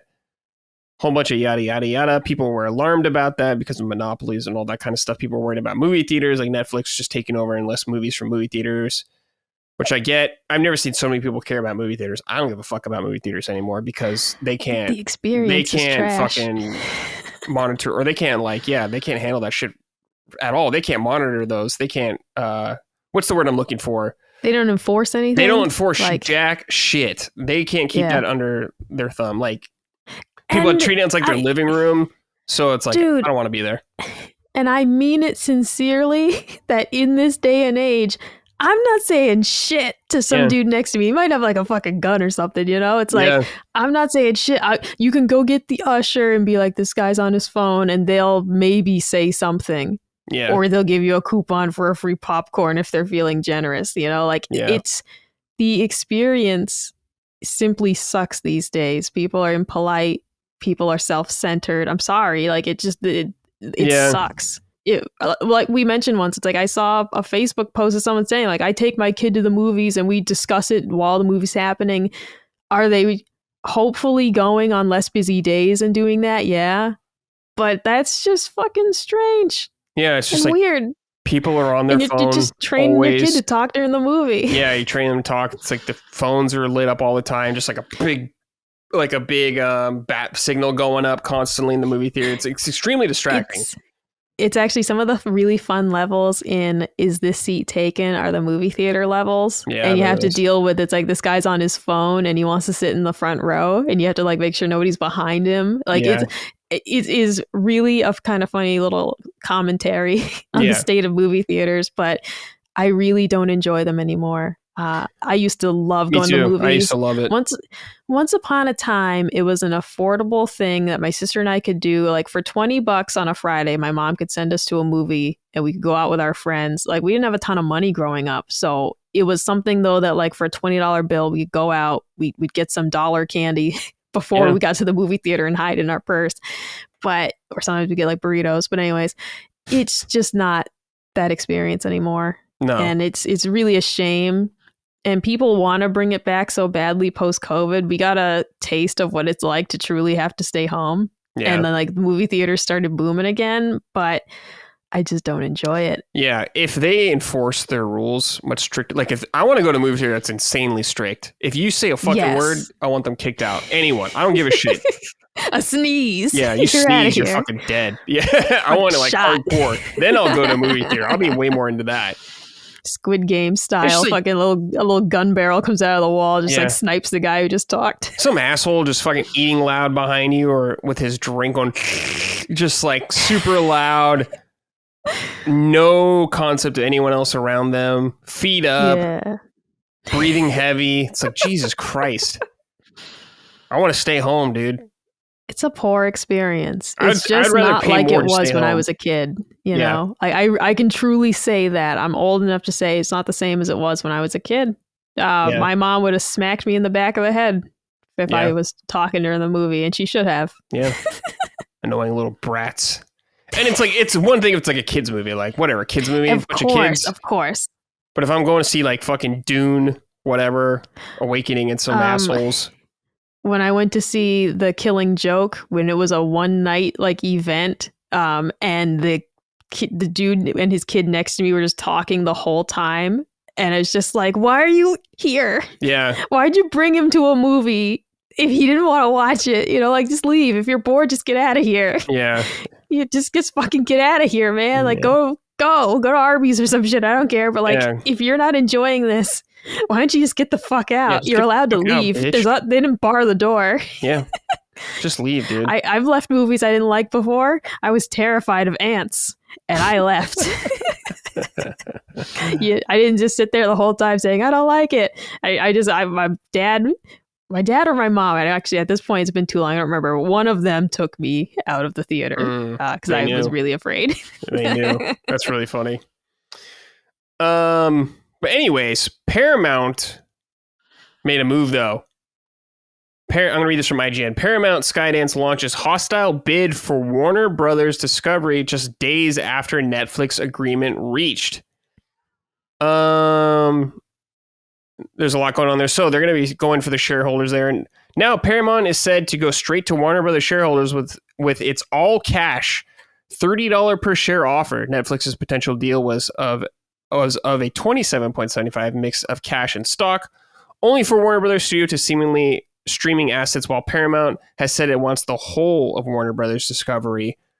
Warner Brothers, this is from a quote, Warner Brother WBD shareholders deserve an opportunity to consider our superior all-cash offer for their shares in the entire company, Paramount boss David Ellison said in a statement today announcing his company's hostile bid. Our public offer, which is on the same terms we provided to the Warner Brothers Discovery Board of Directors in private, provides superior value and a more certain and quicker path to completion. So they're coming for it. This is interesting. The bid, dude, from Warner Brothers. So a lot going on here. The entertainment industry will definitely change because of this. Yeah. I believe it's still ongoing. I don't think there's any settlement going on here. So we'll see. Brian Salazar wrote and said, hello, fellow Tingle enjoyers. Yeah. Netflix has purchased Warner Brothers. Okay, so this has changed though, but Netflix has purchased Warner Brothers and are officially a major player in gaming. What do you think will come of this? Will we have to stream the next Batman game from the Netflix app? Will Hogwarts Legacy 2 be a mobile game? Will they just shut all these studios down? How sad is it that Netflix can't handle these studios and IP much worse than they already have been? Anyways, I'll be watching the new Frankenstein movie on my Switch the way Guillermo del Toro intended. Well, WB gaming-wise has been kind of a shit show outside of Hogwarts, I guess. And I'm still worried about Hogwarts too, that they'll fuck it up because they smell the cash, the success with the first one, then they're gonna really want to like double down and get every penny out of you that they can. So I'm really worried about that. And Suicide Squad was absolute dog shit. So disappointed, man. Yeah. Like, I really wanted that game, and then I saw it. Yep. And I said, never mind. And it's been the last couple of those games. I'm just like, oh, never mind. That's what this is. What was the other one where you could play as the different characters? You could switch between. Oh, Arkham Knights. The blue guy. Arkham Knights. I'm forgetting what's his fucking name. What's his goddamn name? Nightwing. The bluish one. Nightwing. There it is. I was like, all I could think of was Night Bitch, which is a book. That's a whole other thing. Yeah. But I was like, you could switch between Night Bitch and the other one. Night Bitch. And that also wasn't Hood Bitch. Good. Yeah. So yeah, there's been like zero excitement for me on these games. Well, there was excitement And I just am like, I'm not buying that. Yeah, I didn't play this, but Mortal Kombat 1, which is the newest Mortal Kombat game, and people weren't super thrilled about, as far as I'm aware, from what I've heard about it. And so Warner Bros. Has been fucking up. I'm not getting a third Shadow War game or whatever. No more of that. Wonder Woman got canceled. Yeah, they canceled one. Now, did I want a Wonder Woman game? No. But it's the misstep after misstep. It's like, God damn it, can we just get some Arkham games at this point? Yeah. We are getting at least Lego Arkham, whatever it's called, the Lego Batman game. I forgot. That looks sick.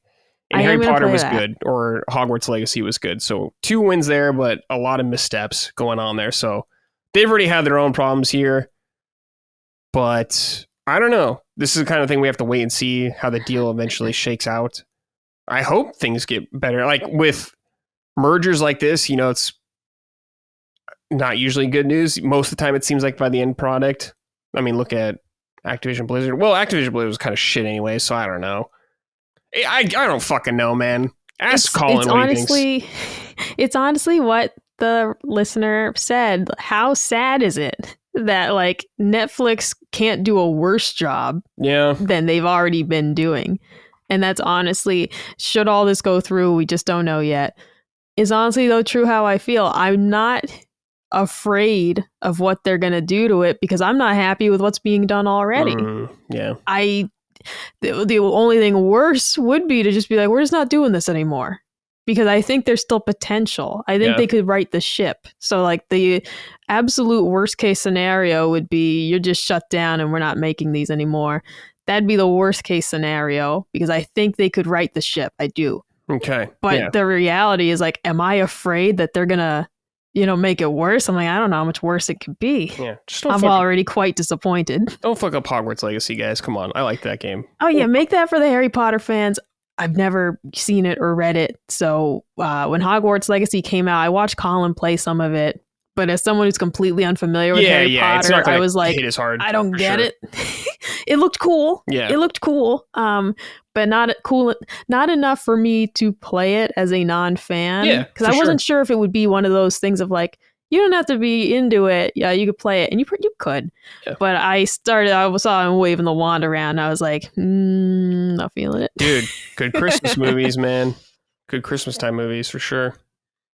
Yeah, it is funny. Like they're getting just to look at the actors are so old at this point. They're not old. They're like not old, but compared to when 30s, they were children, right? It just puts it in perspective how long ago all that was, and I've never seen them. Yeah, I've seen like 5 minutes of one of them. They're cool. You should watch them sometime. I mean, you don't watch anything, but if you watch a movie for some reason, you just one day you decide to watch something. They're fun. I should watch the last Harry Potter movie to see what happens. No, don't do that. I kind of want. That's the only one I wanted to just watch just to see what happens because I still don't know. I always just wanted to know like what happens at the end. You need the build. You need the context. You need it all. I don't know. I don't know if I need. I mean, everybody knows the rough story about Harry Plopper. Everybody knows the gist of it. Of course, guy, redheaded friend, girl, mean blonde boy. Yeah, a tubby lovable boy. Adventure. Fun adventure. All right. Next we got here Knights of the Old Republic 2 remake plans as Knights of the Old Republic 1 remake continues. I'm going to be reading this. This is from Maddie.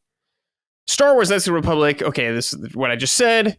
KOTOR remake was on the roadmap as of March. Saber Interactive troubled Star Wars Knights of the Republic remake is reportedly still in development, and Knights of the Republic 2 remake may be on the way.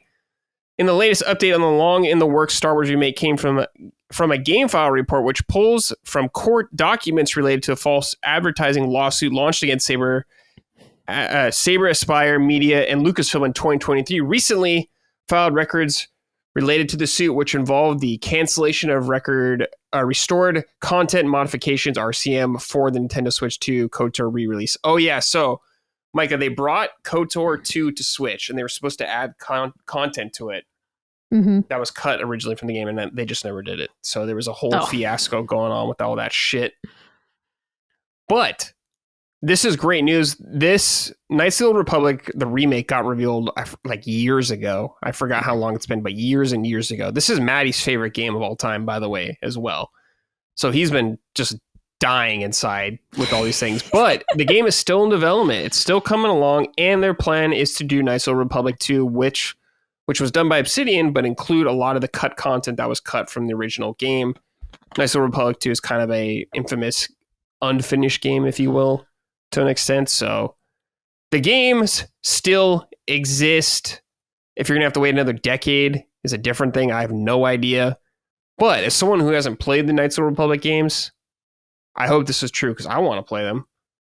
I like Star Wars, Star Wars well enough. Certain Star Wars, I guess that just comes with the territory with Star Wars now. I like certain Star Wars things. Yeah, Star Wars is such a broad term at this point between the movies, shows, and variety of games. That you could say, I like Star Wars, and someone else will say, me too. What do you like? And you like completely different things. Yeah. But, I don't know. I liked The Acolyte. The Acolyte. I didn't watch that. I haven't watched like any Star Wars things in a long time.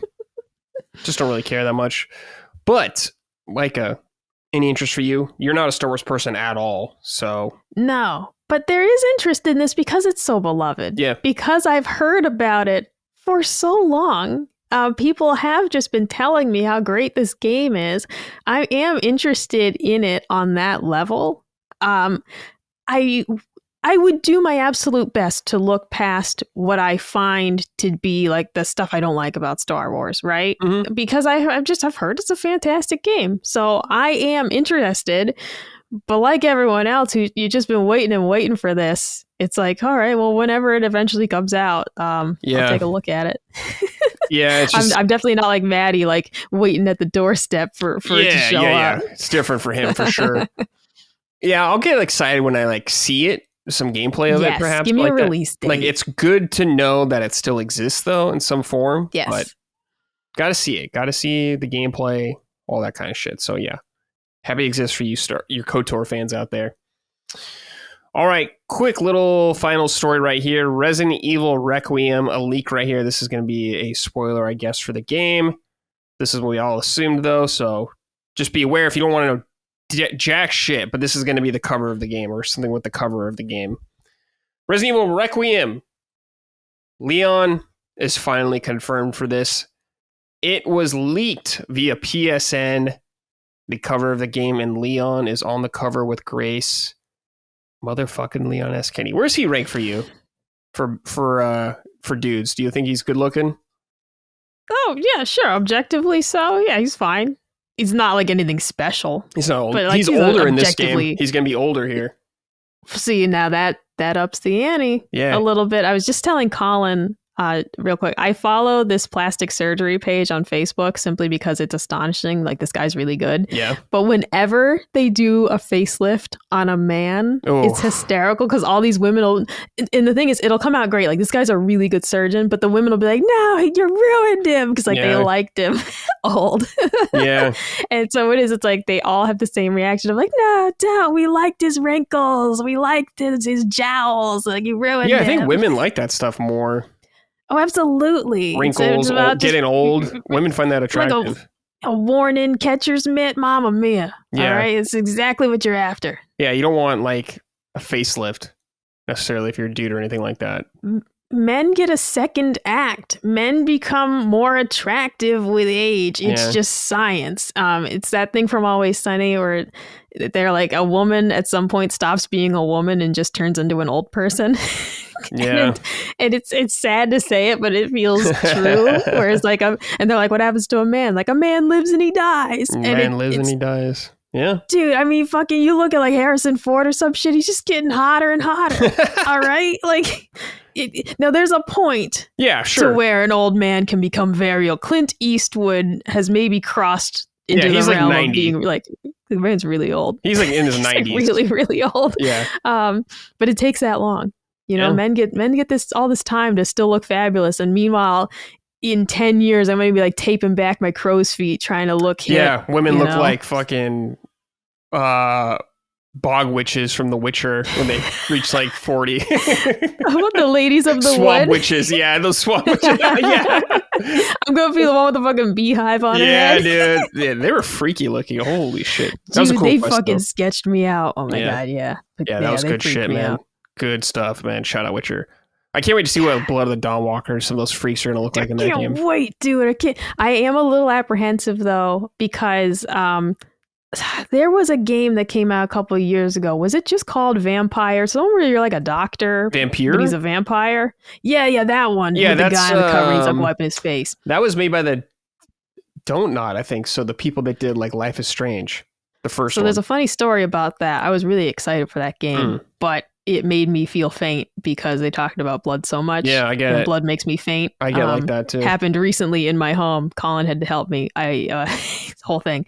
Cut myself in the kitchen. Damn. I like immediately got Colin. I was like, I'm going to faint. He's like, what? And I started like sinking to the floor. I'm like, I am going to faint. Please help. No. That's crazy.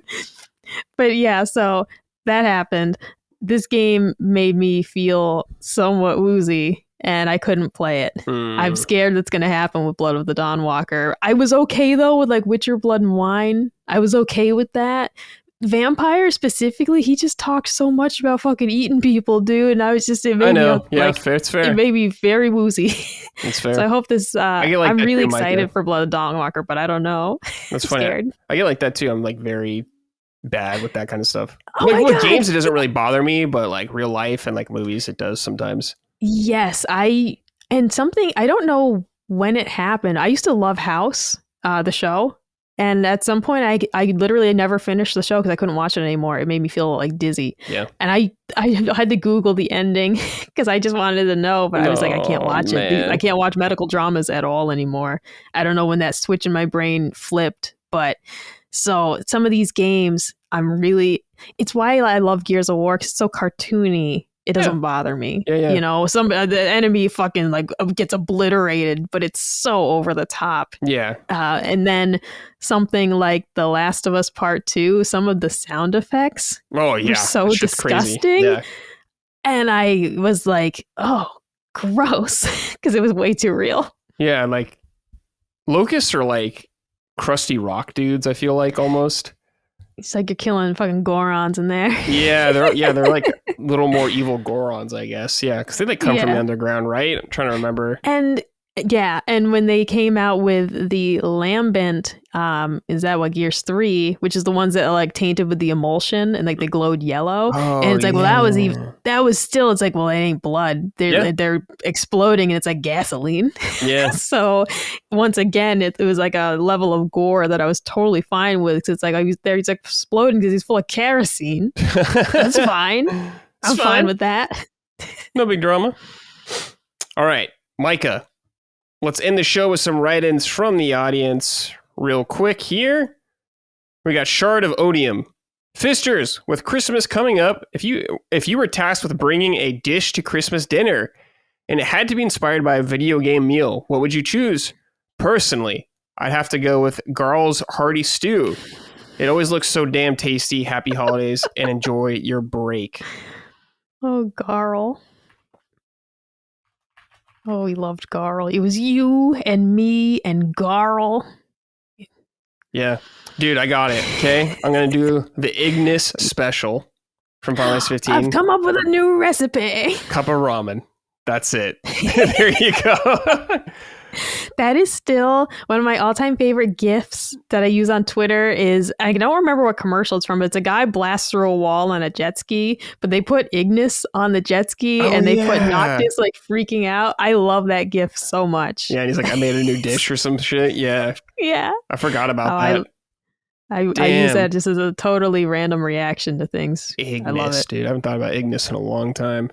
He was a good character. The food always looked so good in that game. Yes. So good. The cooking. Damn. Oh my God. When Noctis was trying to feed like a stray cat and he's like, oh, you only eat cooked fish. And I was like, oh, sweet, we're going to cook up some fish. Yeah. It's going to look divine. Yeah. I don't know. I'd give it like some chocobo. I don't know. Chocobo probably tastes pretty good, right? Probably tastes like chicken. Chicken. It's poultry. It's like a giant chicken kind of thing. Yeah, I'm sure it's good. You think it's white or dark absolutely. meat? I think you get both. I think they looked like they would have chocobo a breast probably portion. White. Yeah, the legs would probably be way too dark though. Yeah, dark ass chicken legs. Yeah. All right, Micah, what dish would you bring? I'm bringing Yoshi's cookies. I love Christmas cookies. I love baking cookies. So if I'm allowed to bring dessert, that sounds good because that's usually what I'm tasked with. I'm bringing Yoshi's cookies. Yeah, that sounds fucking great, dude. Some like green frosting on there. Do you like those super soft sugar cookies with the frosting? Do you know what I'm talking about? The ones that come in like the plastic package. Maybe. They're very divisive. They're extremely, I think they're called Sugar Loft House is like one brand, but Aldi also makes them.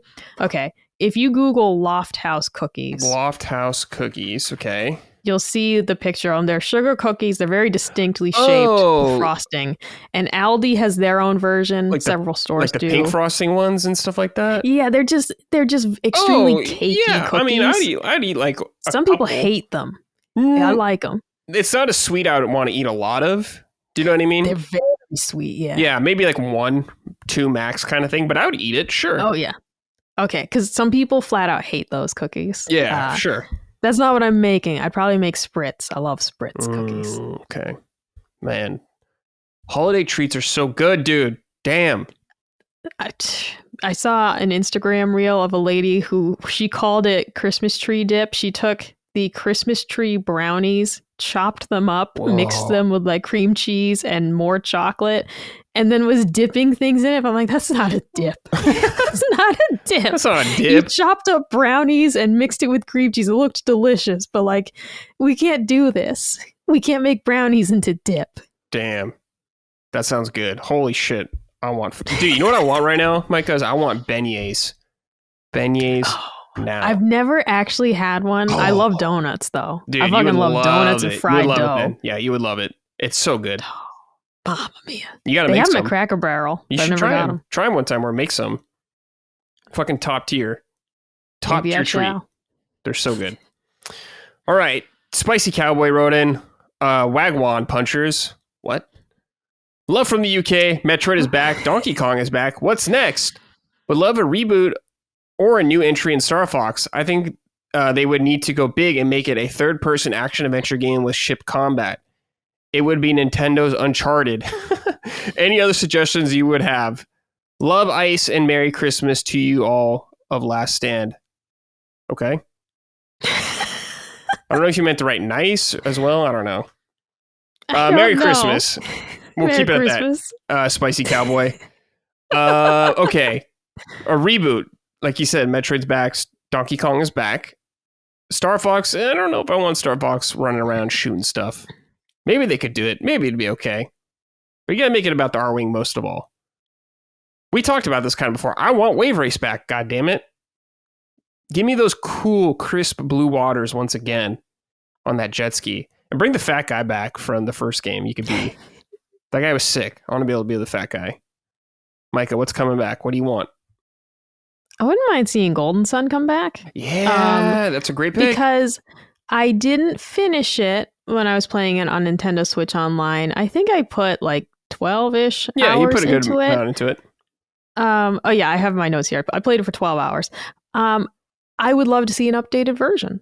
Simply, you know, that was a game that I was really enjoying it, but even with kind of the niceties of Nintendo Switch Online, it was just like I felt like it was a little too retro for me. Sure. So if that were to come back and just be freshened up, you can even keep the look of it and all that, but maybe freshen up the mechanics a bit. Yeah, totally.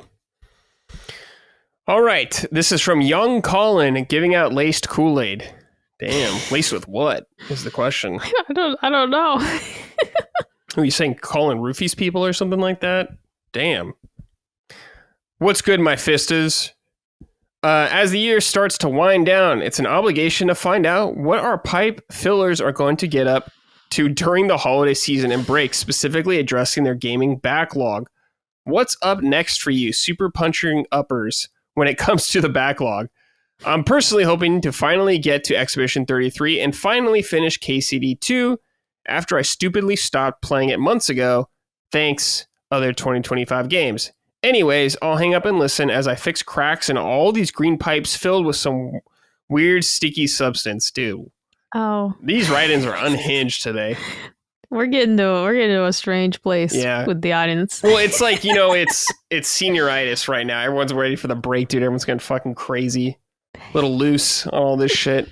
All right, Michael, what's up for the holiday schedule for you gaming-wise? So, Octopath Traveler 0, as we've said, is estimated to be a 100-hour experience. I'm going to try my best to get through that somewhat efficiently, but that is probably going to be taking up a lot of my break time. Probably all Just of it, actually, honestly. That's a lot. You know, my goal would be to play something like Rune Factory, Guardians of Azuma, because that's something that like Hogue heavily recommended to me, and I was really stoked on it. But I just have not had a chance to get to it. I love a cozy game during that holiday break. Last year, I played Story of Seasons Trio of Towns, a disgusting amount. It was great. I try to kind of play games that maybe aren't as interesting to hear about during that like phase. So potentially I would pause Octopath Zero and play a cozy farming game for my break and then get back to it. But also, as of now, Octopath Zero is quite cozy. And so I might just be perfectly content to just ride that out to the end of the year and play through it. Okay. For me, I'm going to finish Metroid right now, which I'm playing through. Then I will go back to Trails in the Sky and try to finish that. That might take me the whole break. I don't know. I'm not sure how long. Don't do it. Don't do it. No, I'll finish it. I'll finish it. I owe it to Maddie. I'll at least finish the first game. Maybe I will really like it. Like, I like the game. I'm just not in love with it yet. Yeah. But maybe that'll change. Then probably Oblivion Remastered I'll play through. Just because I've never played through it. So I'll get that done sometime. And we're already going to be in 2026. I gotta get to that too, man. Yeah. I gotta get to that. I gotta get to Final Fantasy 16. Man. I still haven't played Metaphor, you know? Oh, you haven't played Metaphor? What am I supposed to play all this shit? Damn, I loved Metaphor. That was a great game. Getting into fitness was a mistake. Why am I spending like an hour a day on that? I do spend a lot of time doing that as well. Yeah, it definitely eats into your gaming time. It was a mistake. No, you got to level up in real life. You got to increase those stats in real life. I got to start playing Ring Fit Adventure. Yes, and then it's gaming and fitness. There you go. If you can even get one of those anymore, I don't know. Yeah, probably. I don't know. Do you remember the COVID buzz for that? Everybody was playing Ring Fit, and I couldn't get one. Oh, really? Did you try to get one? That's funny. I tried. So I kept hearing great things about it, but it was impossible to get one during COVID. Yeah. Everything was tough to get in COVID, seems like. God, everyone got into the banana bread and the sourdough, and we all went through the same phases of being at home, and we all slowly became bored with our enclosures. Yeah, I've been seeing this like trend lately of women saying the one thing that every man wants as a gift is banana bread. And oh yeah, men love banana bread. I don't. What? I don't like bananas, sadly. He doesn't like, but you love Donkey Kong. I know, it's very upsetting to me. Have you tried bananas in various stages of ripeness? Oh, throughout my entire life. Even my parents said when I was a baby, I didn't like bananas. I can eat something with banana and tolerate it, but I don't ever want banana. I never want to eat it. Oh my God, no. I mean, like, banana bread is half of why Colin married me. I make a mean banana nut bread. I think it's the key for most people except me, most men. For me, make a cinnamon roll. Oh, now we're talking. Rolls, man. Now we're fucking talking, all right? That's Mama top tier. Mia. Put a ring on that. When you put cinnamon rolls in there, you get those cinnamon rolls out there. That's the way you do it for me. No bananas. Because I always put I put frozen bananas in my protein shake. Extremely annoying because they are they're super good for you. Good source of potassium. They put them in everything. I know. Like I can like eat every recipe. Yeah, I can eat something with banana in it, but like the banana flavor, I don't like. I don't like it. Interesting. I can't. Meanwhile, I'm using the bananas to mask the protein flavor taste. That's like, it's passable, but you throw in half a frozen banana and now it's delicious. Protein, I do it 100% raw. I just fucking, I don't sip on it though. I just chug that shit, get it out of the way. I don't drink it for the taste. I'm just like, you're done. Get out of here. Colin has appeared. Colin's appeared because he didn't know how our can opener worked, but I don't blame him. This is an interesting can opener. I've never seen a can opener. Okay, now when you get downstairs, you're going to clip it like this and lift it up. Okay. All right? Little bird beak. But don't tip it now because it's going to open the can. What did he open? Yeah, it's a can of corned beef hash. You just lift it up. No, okay, I'll just do it. Yeah, just do it for him. Just do it for him. There like that. Because it cuts from the I see. And I see. yeah, it is a. Look at this thing. This is Holy a Kun shit. Rakan can opener. It's amazing though because you put it on the can like this. For the audience, you place this device on the top of the can. Mm. It cuts all the way around, so you get a nice smooth ring. You're welcome. And that's how you open the cans. It's the best can opener in the world. Crazy. Oh my god, no jagged edges. Love it. Okay. But Colin has literally never used it before. That's like that seems like a top tier mom gift. My mom would probably love that shit. Yes, it's really easy to use. Like seriously, Kun Rakan is the brand. There are knockoffs, but that's the good one. And it's a really good can opener. Good. It was like a number one thing I bought for Colin when I moved in of like, well, you need this. Yeah, I think all that cooking stuff's used for cooking is really cool. I love going like the sections of stores like they're cooking, like all the cooking sets and all that kind of stuff. I don't have the room for all of it, but it's like, this is cool shit. I love that stuff. I'm so excited because for Black Friday, I ordered some new pans. Oh, hell yeah. They're back ordered though. So I'm waiting to get them because my nonstick skillets are just like dying. Is it? One of them started. How much were they? Because it's like crazy how much you can spend on pans. Oh, so these ones I finally splurged. Okay. I went with, nice. These are from Made In, which I have heard about for years, and I ended up getting the carbon steel skillet set. Look it up. And it was on sale for Black Friday. So I ended up getting that. It's $250 right now for the 3 pans. My original set, very cheap pans I got off HSN, and they lasted for years. Yeah. But the nonstick is starting to peel, which is the signal to replace them. And I was just like, do I want to keep replacing cheap pans or do I want to invest in something that's going to last a long time? Yeah. Oh, dude, I bought something for my dad to give my mom. It was like a pan, I think, as well. Oh, it's on Amazon. I forgot what it was, but I was like, dude, those are good gifts, man. Anything like that, like a nice I love pan. cookware. Like, yeah, because one Christmas, the only thing I wanted was a Le Creuset Dutch oven. Oh, dude, those are expensive. And Colin was like, because Colin was kind of like, you're not doing that thing where later you're gonna be like, and all he got me was something to cook with. And I was like, no, man, I love, because it's like, it's like getting your mom a vacuum or something, Yeah. It's like, here, bitch, chores. I'm like, no, I love to cook. I want a nice Dutch oven. And like, truly, this is something I want, Yeah. Same with like, he got me my stand mixer a different year for Christmas. It's like, no, truly, I know that you can see this as like you're buying me chores, but I absolutely love this. This is like what I got, or I bought for my dad to give my mom. I've heard of this brand. Milk Street. Yes.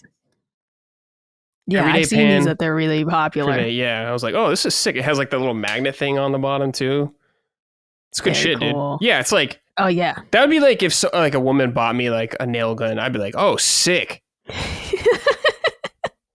Like Tim Allen shit right there, dude. Home Improvement vibes, absolutely. Or someone bought me something for cooking, I'd be like, cool, dude. Fuck yeah. I don't take that as a bad way. Absolutely. No, so long as they're actually interested in exactly. it. If your mom hates cooking dinner, yeah, probably not, unless it's something that's made to make dinner easier. Yeah. It's probably not the best. But if I love to cook, so cooking related gifts. My dad asked me this year for suggestions for Christmas, and I was like, I'd love some new cutting boards. Yeah. It sounds really boring, but trust me, it's exactly what I want. Yeah. That's what happens when you get older. Just kind of boring stuff like that.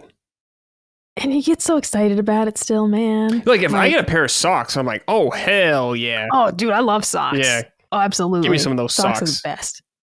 Give me some of that shit. All right. Trailone wrote in and said, old biscuit heads. We call them the Punching Up Crew. I don't understand this reference at all. What the fuck's a biscuit head? I don't know what that is. Okay. As long as it's not racist, we're good to go.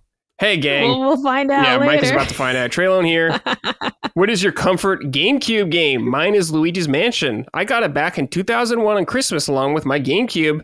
And with the NSO, I can revisit this countless times. And with its short length, I can restart it every time I launch it. Anyways, see ya.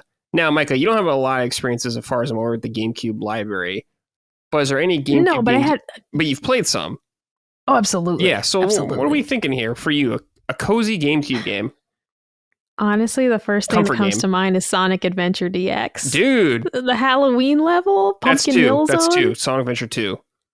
Okay, that one. Yeah, that yeah. is the one Pumpkin I had. Hill, yeah, where your knuckles flying around. The Yeah, Pumpkin yeah, yeah. Hill rap.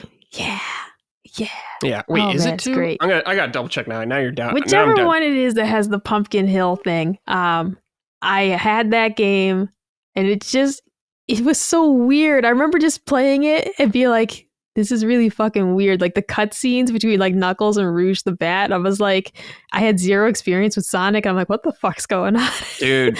It was weird and strange, and I liked it. Early 2000s gaming was a vibe. That's for sure.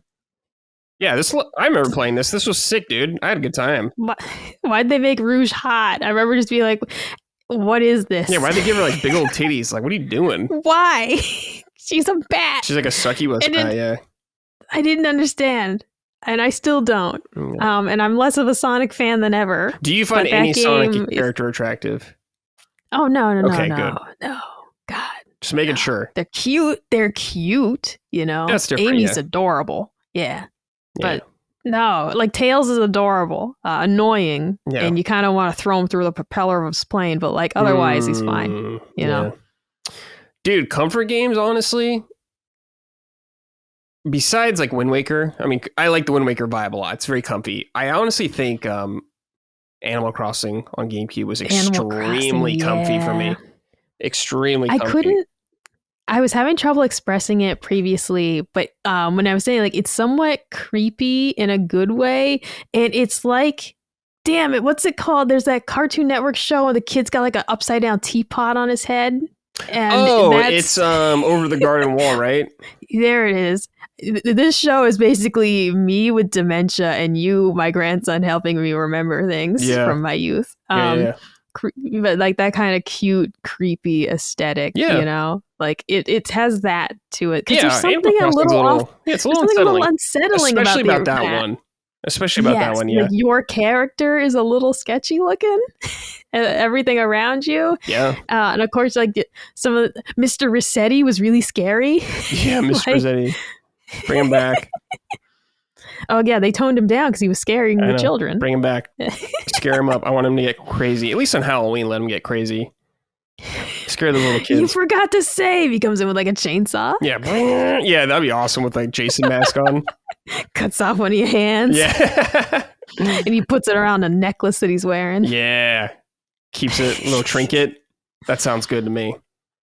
Okay. I have this vision of, it's never going to be made, so I'm comfortable sharing the idea. Maybe someone will do it. I have a vision for like a Story of Seasons or Animal Crossing type game, but you're allowed to be very sinister, but it's not marketed that way and you don't know it till you try it. So you have to be someone like me who you pick up the pitchfork in Harvest Moon and you say, "Can I stab the cow?" And the thing is that the game's going to let you. Yeah. Can I stab my neighbor? And most games won't let you do it. Yeah. This one would. It's like, can you be a peeping Tom? Yes. It's exactly. Like, exactly. Whoa. Like that's where I'm at with this. Like it's going to be just the rating, of course, would somewhat spoil it. But the idea being that on its surface, it just looks like a normal farming game, but like you could go on a murderous rampage and kill the whole town. It would let you. Yeah. I would. That's like a dream project for me, just because I love the idea of something cute and fun having this like sinister. That's like layer under it. Conker's Bad Fur Day was kind of that when you looked at it originally. I mean, they changed the marketing later on to make it way more crude, but you were this little squirrel boy who's a drunk. Actually, you find out, and you walk around drunk and you fight a giant poo monster. Yeah, it's a whole lot of something. All right, last writing here is from Big Dumb Stupid Idiot. Hey punchers, what do you guys think about Nintendo fans pushing back against the game's media? Pokemon ZA and Prime 4 were buried by pundits, but their Prime 4 was not buried by pundits. It's sitting at an 80 on Metacritic. And their commentary doesn't reflect reality. ZA is a solid game and sold 6 million in a week. Prime 4 is fucking awesome. Is on the top of the site sales charts on Amazon and the eShop. I think the disconnect between talking heads and Nintendo fans has been around for decades. The media stopped treating Nintendo with the same respect as PlayStation and Xbox since the Wii. Oh, dude, are you saying there's a Nintendo tax? A tax instead of the bump? Yeah, I'm most people saying the Nintendo bump. Xbox is the one that's complaining about taxes. Now, Switch 2 is the big dog. Pundits are loudly pushing a Nintendo bad narrative, and as primary Nintendo fans aren't fucking having it. Much love to Gene. Keep fighting the good fight. I don't know, man. I feel like this has happened forever. This happens in all types of mediums. Things don't score well from critics, but they sell really well, or people don't really care. I mean, people have been talking shit on Call of Duty for ever, it seems like, and they'll still sell incredibly well, even though this one hasn't sold as much this year's. I feel like if the IP is strong enough, people don't give a shit. Like Pokemon. Absolutely. No, and it truly is. I am a lapsed Call of Duty fan. I loved the games for years. Honestly, it's just no longer something I really make time to play and to get good at, so I just don't engage with it. But when people are like super harsh on it, I'm like, it's Call of Duty. Right. There is a certain expectation of the experience you're going to get.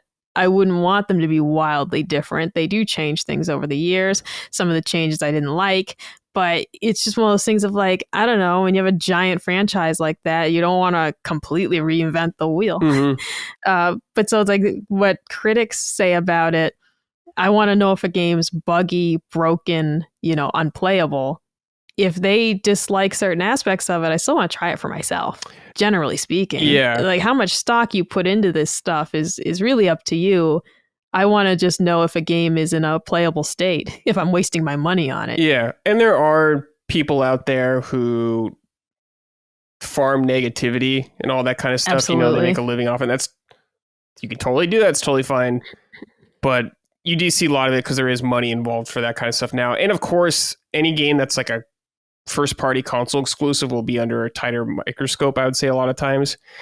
There's nothing really coming out around this time, I guess, that it's on that kind of level as Metroid, I guess, in terms of notoriety. There's games that came out like Octopath Zero came out the same day, or Octopath Traveler Zero, and Elden Ring, but those are like multi-platform games, so the fighting is not as brutal as first-party things. So. No, it's not competing for attention with Uncharted now. Yeah. All right. It's not competing for your attention with the next Last of Us. All right. Like it just isn't. Yeah.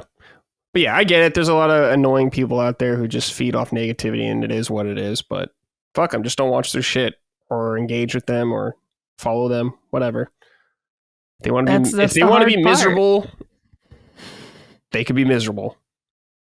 The problem, though, is that the negativity really does sell better. Oh, it does, 100%. It's like, dude, I tried to do a positive YouTube channel where I only talked about things I liked and enjoyed, and it failed. Now, that's largely my fault because I'm not interesting or engaging, but that's besides the point. The main point being I would frequently have people ask about like, well, what'd you think of this? And it's like, well, I'm not talking about that game because I don't like it. And I'm not going to make a whole video. You would get a lot of views saying I hate Call of Duty, and you'll get a ton of views and a ton of mean comments, but man, that money would be sweet. But I don't want to do that. Yeah. And I didn't want to do that. I think people associate negativity with honesty.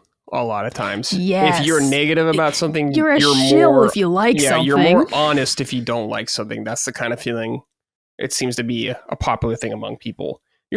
That's very true, Brad. Yeah. Because like as someone who always liked Call of Duty, I'm not much of a Battlefield person, right? I liked the campaigns, but I'm not a Battlefield online person. I don't like the big maps, the vehicles, etc. Right. But I didn't make videos trashing Battlefield. I instead would just make videos of me playing Call of Duty. But of course, there would have been much more engagement in riling people up about Battlefield. You incite them to comment about why they love it, why you're wrong, etc. Versus when you talk about why you like something, people might just be like, yeah, man. And it's not the same. Yeah. It's not the same at all. And they think like, you work for them, you're a shill. Yeah, people are insane. Versus it's like, yeah, if you're upset about something, it's, well, you wouldn't say that because they wouldn't pay you for that. So that's honest. Like, it's frustrating. All right, Micah, we're done. Another episode in the books. Thank you for joining me. What's the plans for tonight? Well, so Colin, as he came in here with that can of corned beef hash, is making his own dinner. It's somewhat late. 7:45 for you, yeah. Yeah, it's late. So I had told him ahead of time, let's just do our own thing for dinner tonight.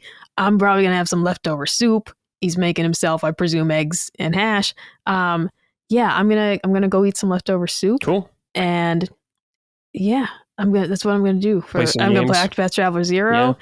I don't know what's on tonight. I don't know if there's like a Bruins game or anything. Colin makes us a calendar. Oh yeah, tonight at 8, Bruins playing the Blues. Oh shit, Blues, man. Jeez, it's our old coach Jim Montgomery's the coach of the Blues. I can't stand that they let him go. I can't stand that they let him go. He was magnificent. Yeah, and they're fools in the Bruins head office. But anyways. So I don't know. Maybe I'll interact with that for a bit. Cool. Okay, good. We get some gaming in, watch some hockey. Hopefully, you don't stress out too much. Oh God, you know what? It's just like people act like Sweeney and Neely can do no wrong, and it's not true. All right, they're fucking ruining this team. You're ruining it, and it needs to be. They are, and people are like, you can't get rid of Cam. You screw it. Yes, you can. All right, Jim Montgomery was an excellent coach. I don't know. It's not a sports podcast. No sports podcast, no. I don't know anything about it. But God, I can't believe we let him get away. It's disgusting. The one that got away. Dude, Bruce Cassidy. Okay, Bruce Cassidy was our coach for many years. I agree that he maybe needed to be let go just to change things up, but we literally let him go, and the next season he went and won the fucking Stanley Cup with his new team. Okay? That's got to be sweet for him. God, I was so happy for him because I love Bruce Cassidy. Like, I thought he was like a super cool coach, and I think he's a cool dude. But I was just like, are you kidding me? You know? And then we get Jim Montgomery, and he sets like a record for the like wins and points in like a first season as a coach. And then we let him go for a somewhat slow start the following season. And I'm just like, and then him on his new team made it further in the playoffs than we did. And I'm like, great decision. Great decision, guys. Fucking brutal, dude. Jeez. Being a sports fan fucking hurts. I know, I bet. I'm glad I'm not one. You have no power. Yeah. All you can do is watch. Yeah. It's gotta be bad. All right. We're out of here. We'll see you next week, everybody. Take care. And goodbye. Punching Up, a Nintendo podcast, is a product of Last Stand Media and Colin's Last Stand LLC and is proudly recorded in the USA. The show is written and hosted by me, Bradley Ellis.